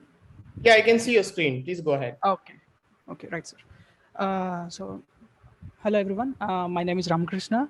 So I'm a PhD student at Department of Computer Science and Engineering, IT Patna. So we participated in the multi-indic share task in WAT 2021. So Kamal is my partner, and we are guided by Professor Ras Iqbal and Professor Pushpa Bhattacharya. So here is our overview of our submitted systems. So we participated in multi-indic MT share task, and we submitted two models, two multilingual models, Indic to English and English to Indic. So we followed the standard approach of back translation. Along with that, we also romanize all our indic data. So the main motivation to romanize our data is that so previous works where the Duanwei and Gainey and May and Birako et al. So they showed that the romanization will improve the translation performance in both bilingual and multilingual scenarios. However, the limitation is that the romanization is applied at source side only. So the recent work of Amrin and Professor Rich, so they show that in transfer learning scenario, romanization improves the transfer between related languages, and they also romanize the target data. So that means they also the romanization can be applied to target side, but followed by an additional learn deromanization step. And they also observe that a romanization method, which preserves more information, leads to better performance. So based on these observations, we also try to train our models in the romanization fashion. So these are the corpora we used in our experiments. So we make use of all the parallel corpora provided by the organizers, and along with that, we use PMA monolingual corpus just to use it as a back translation to improve our models. So here is the overview of like how we are doing the romanization. First one is like we are using a Python-based romanization tool to romanize all indic data. So there are multiple tools available to romanize indic data. So there are limitations. Either some tools do not support all the 10 indic languages, or they do not provide inbuilt deromanization support. And also, most of the romanization tools tends to romanize multiple characters to a single character. So, but we choose this tool so because it has both inbuilt deromanization support as well as different representations for multiple characters, and also it supports all the all 10 indic languages that are in the shared task. When comes to the back translation, so we for back translation also we romanize all the data, and we train our base models, the multilingual models only. We due to computational resources limitation, we do not train any bilingual models. So we train our models with parallel corpus from the shared task. Then we use PMA monolingual data to back translate, and use the synthetic data and parallel corpus to fine tune our systems. So these are the data statistics. So as you can see, we do not oversample any of the low resource pairs. In the in the parallel in the language space, Hindi, English having more, like almost 30, and Oriya English having least 3. And these are our experimental setup. So we use Unigram language model with sentence-based implementation. The main reason to use Unigram language model over BP is that they showed that Unigram language model captures um, better if the data is uh, if the data has more like kind of what we can say more similar languages. Sorry, I mean, okay. So we created two support vocabularies, one for English and one for all indic data. So English vocabulary size of 60,000 and indic vocabulary size of 100,000. The indic vocabulary is shared between all the 10 languages. We use transformer model with OpenNMT toolkit with 6-layer encode decode stacks with 2048 FIFO cells and 8 attention heads with the word embedding set to 512. We use Adam optimizer with 8,000 moment steps with dropout of 0.1, and for both back translation and at time of inference, we use beam search size of 5. So here are our results. So as you can see, our models are not very they are not the highest scoring models, but English Hindi for Hindi to English having highest blue score of 40, and Bengali English having 25, which is the least one. But we did not observe same thing with English to Indic translation. where we got highest blue score of 34.48 with English to Hindi, but the translation performance degraded for other language pairs such as Malayalam English scoring only 3.79 or Telugu English scoring only 6.25.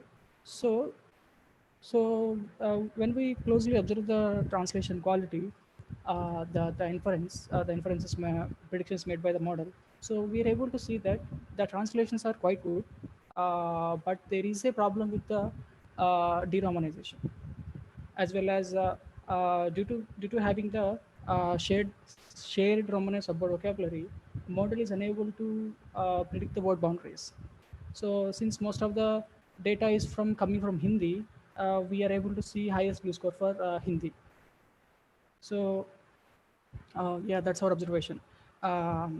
So main reason for low quality translation is that shared subword vocabulary, which is Romanized at the target side, is not helping the model at the time of inference. So to conclude our work, we participated in WAT 21 multi-indic MT share task.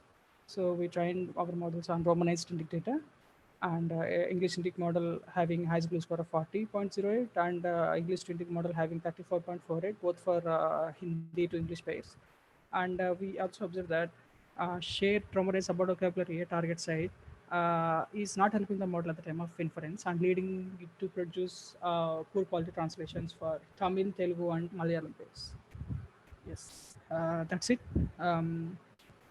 There are some references, and thank you for listening.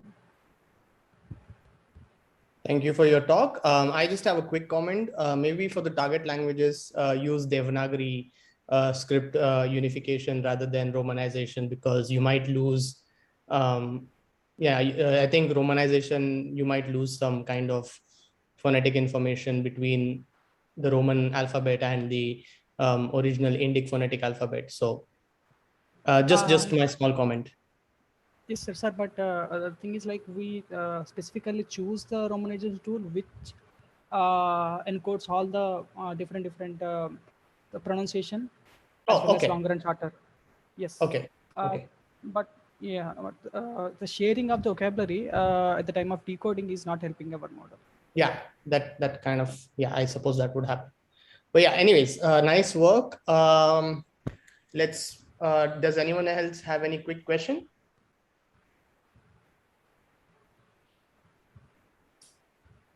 Okay, if there's no one, then let's move to the final presentation for today, titled Anvita Machine Translation System for WAT 2021 Multi-Indic MT Shared Task. Pawan Pankaj, are you there?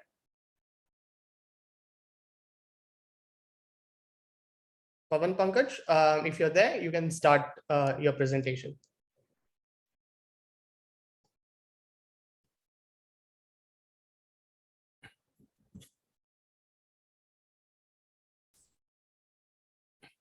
We can't hear you, Pawan.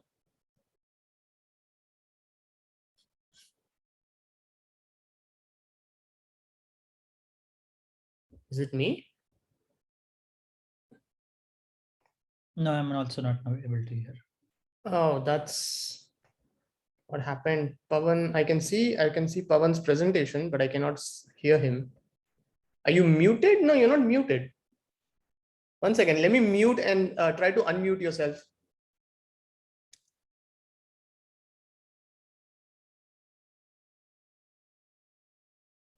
Okay, that's weird.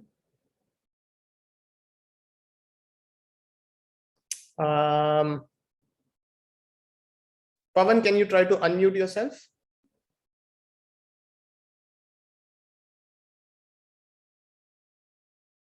Okay. Can you speak? Oh, we can't hear you.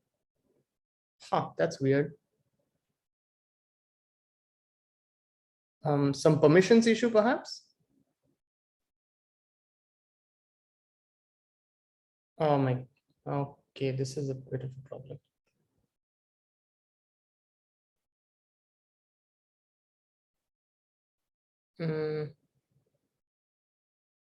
Trying.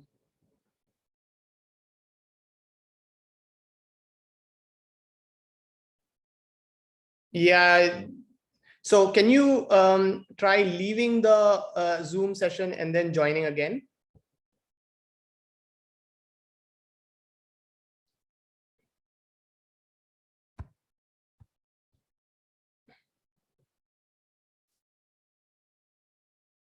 So try leaving the session and then joining again. Maybe that might help.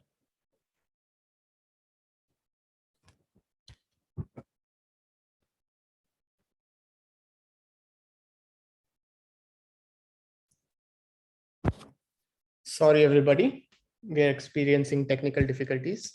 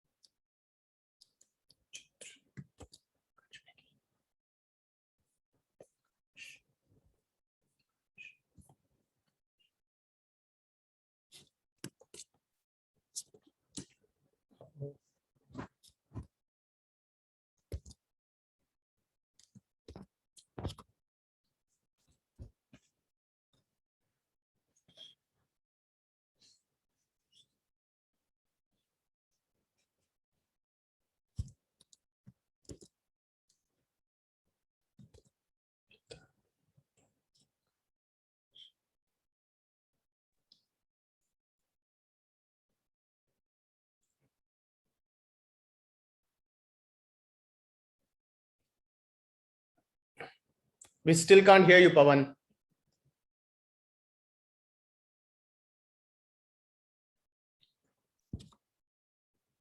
Ooh, this is a bit of a problem.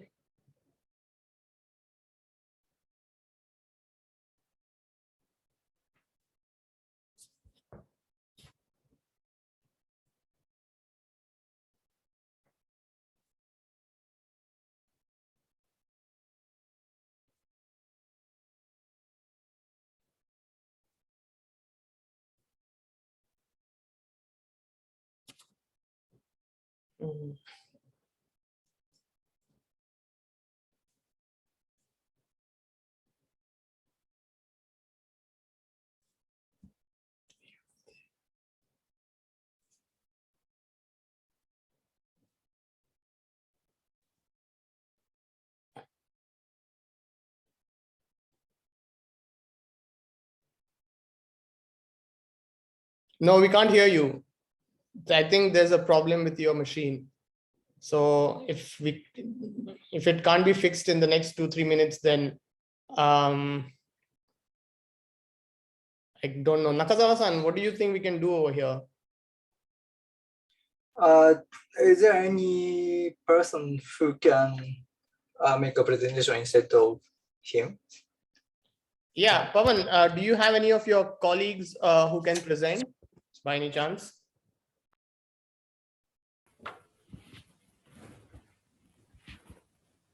Please type in the chat box.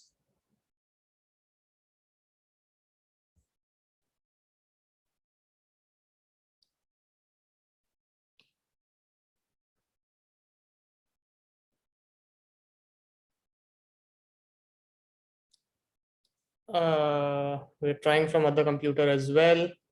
Okay, but don't take too long because we are already beyond the limit of today's timing. But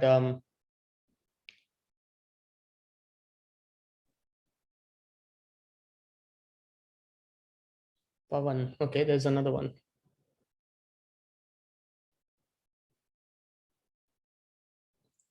This can be muted.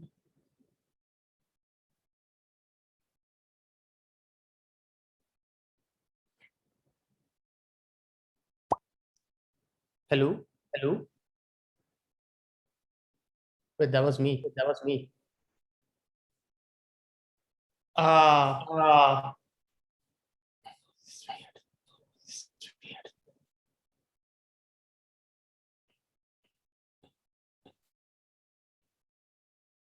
Still can't hear you.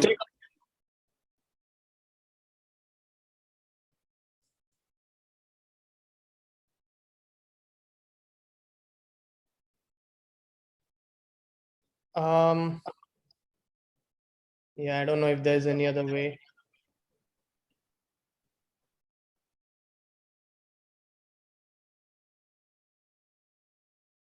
Oops.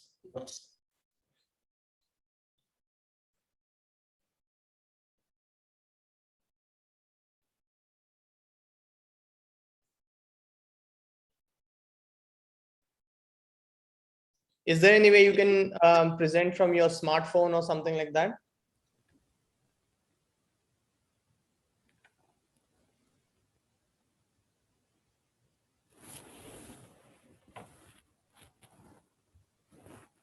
Yeah, please, if you can try within the next 1 minute, then please go for it. Otherwise, yeah, you could probably record your presentation and send it to us, and we'll put it up on the website later. Is that okay, Nakazawa-san? Yeah, of course. Yeah. Yeah, okay. So just take 2 more minutes. If it takes longer than that, then let's go by the recorded talk option.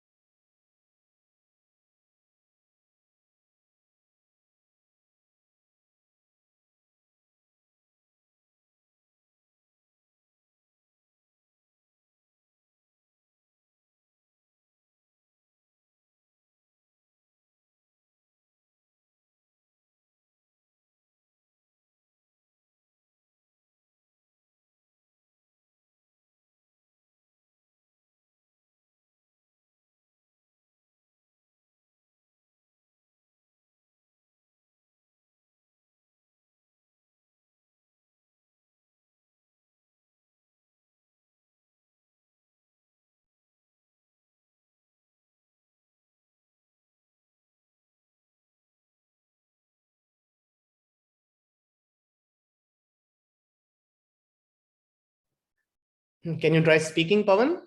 Just want to make sure if we can hear you or not.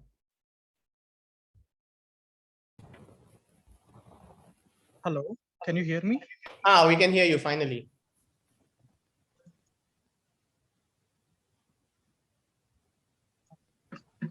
So please start your presentation.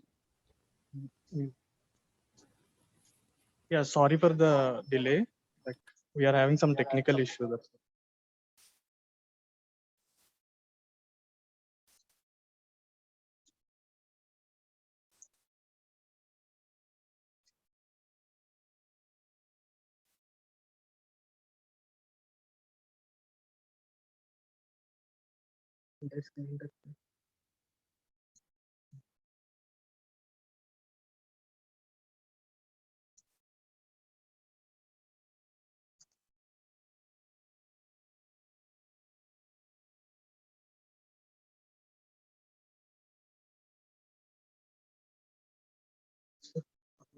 can you?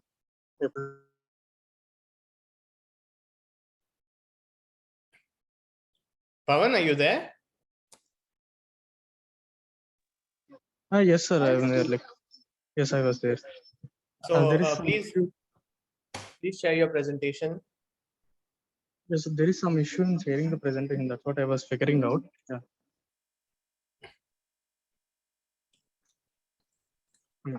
Now you can see my screen, sir. Yep.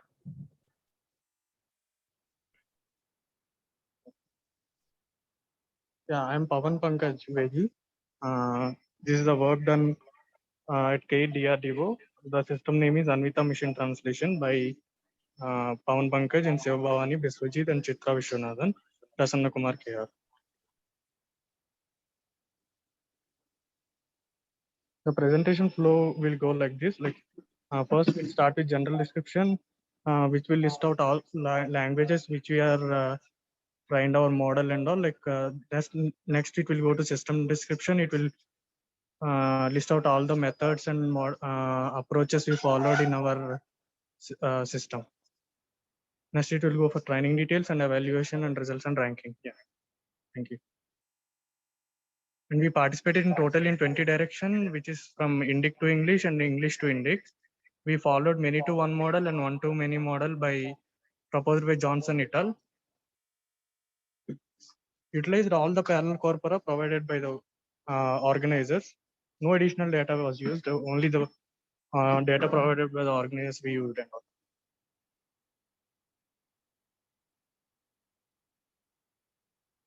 And when we are coming for data pre-processing, we applied couple of approaches like data filtering approaches. As we can see that we have seen so much of noise in the parallel corpora. So we have done some rigorous filtering. These are the quite heuristics which we followed for filtering the parallel corpus. This heuristics was proposed by Bing et al. Total, by following all these heuristics, 15% of total sentence base was filtered out, amounting to 1.5 million.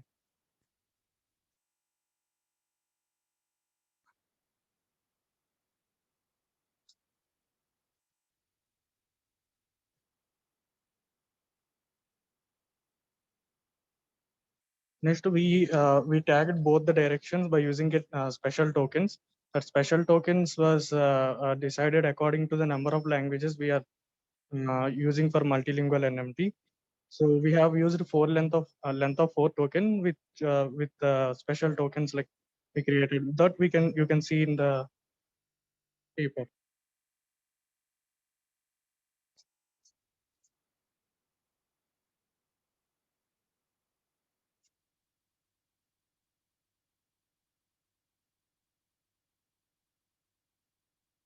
We applied back translation for only four resource languages.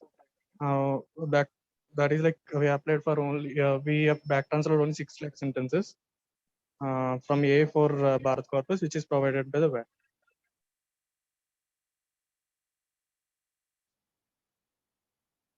These are the statistics after applying filtering and data augmentation techniques.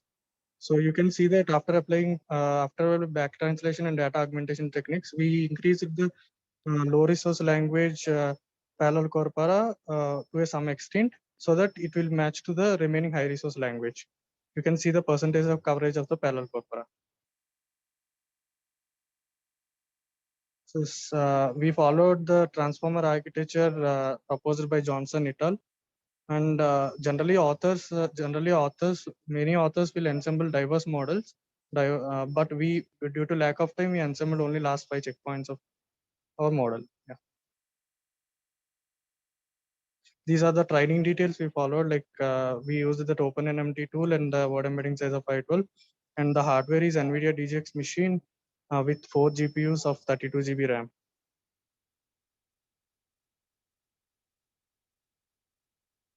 These are the results and the rankings we got from it. The evaluation was done by organizers. As you can see that Bengali English we got better rank, and you can see Tamil also we got AMFM score as a 3rd rank and all. As compared to Blue and Tribes, IMFM has scored as better.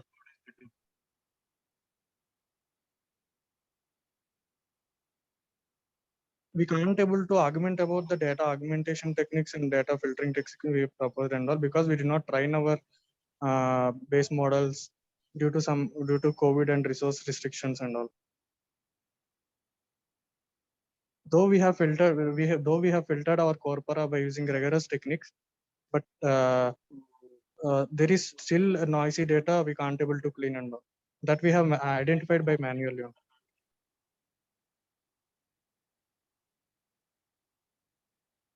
this exploration of like that data augmentation and transfer of knowledge from the languages is promising in this area. We believe those things, and that's why we have doing some data augmentation techniques according to the similarity of the languages. Yeah, thank you. Yeah, sorry for the delay. We are having some technical issue. That's what. It's okay. Don't worry about it. Thank you for your presentation. Does anybody have any quick question or quick comment? You can also approach the author privately. And that's the last presentation of this session. And Nakazawa-san, can you please take over? Yeah, thank you very much for sharing the session. And then now the last part.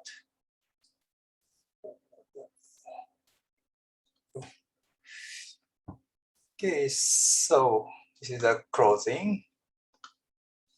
So thank you very much for attending the WAT 2020 workshop. And here is the sponsors. We have 3 sponsors, and basically the sponsor fee is used for the human evaluations, but the budget is not so enough or not so large. We cannot human evaluate all of the submissions, but so we just selected some of the submissions for the human evaluations. And thank you for the authors of research papers and participants of shared tasks. And also thank you for the program committee members and the technical collaborators. And thank you for the organizers for helping me and other people. And actually, there is no information about next year's WAT 2022.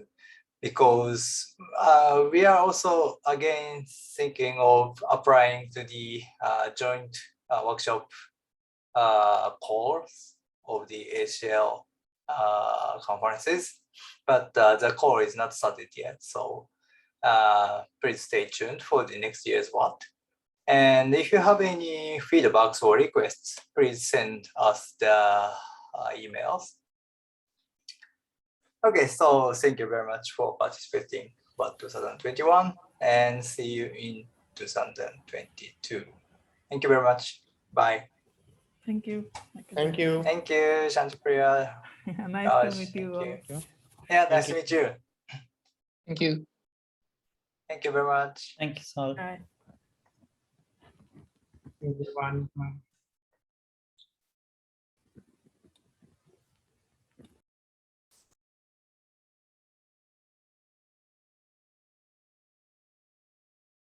All right, so thank you very much for your lot of things about the. You're welcome. You're welcome. Yeah, thank you very much. So I think the recording, we can stop the recording now. Yeah, now. Yeah. It will, I think, stop recording.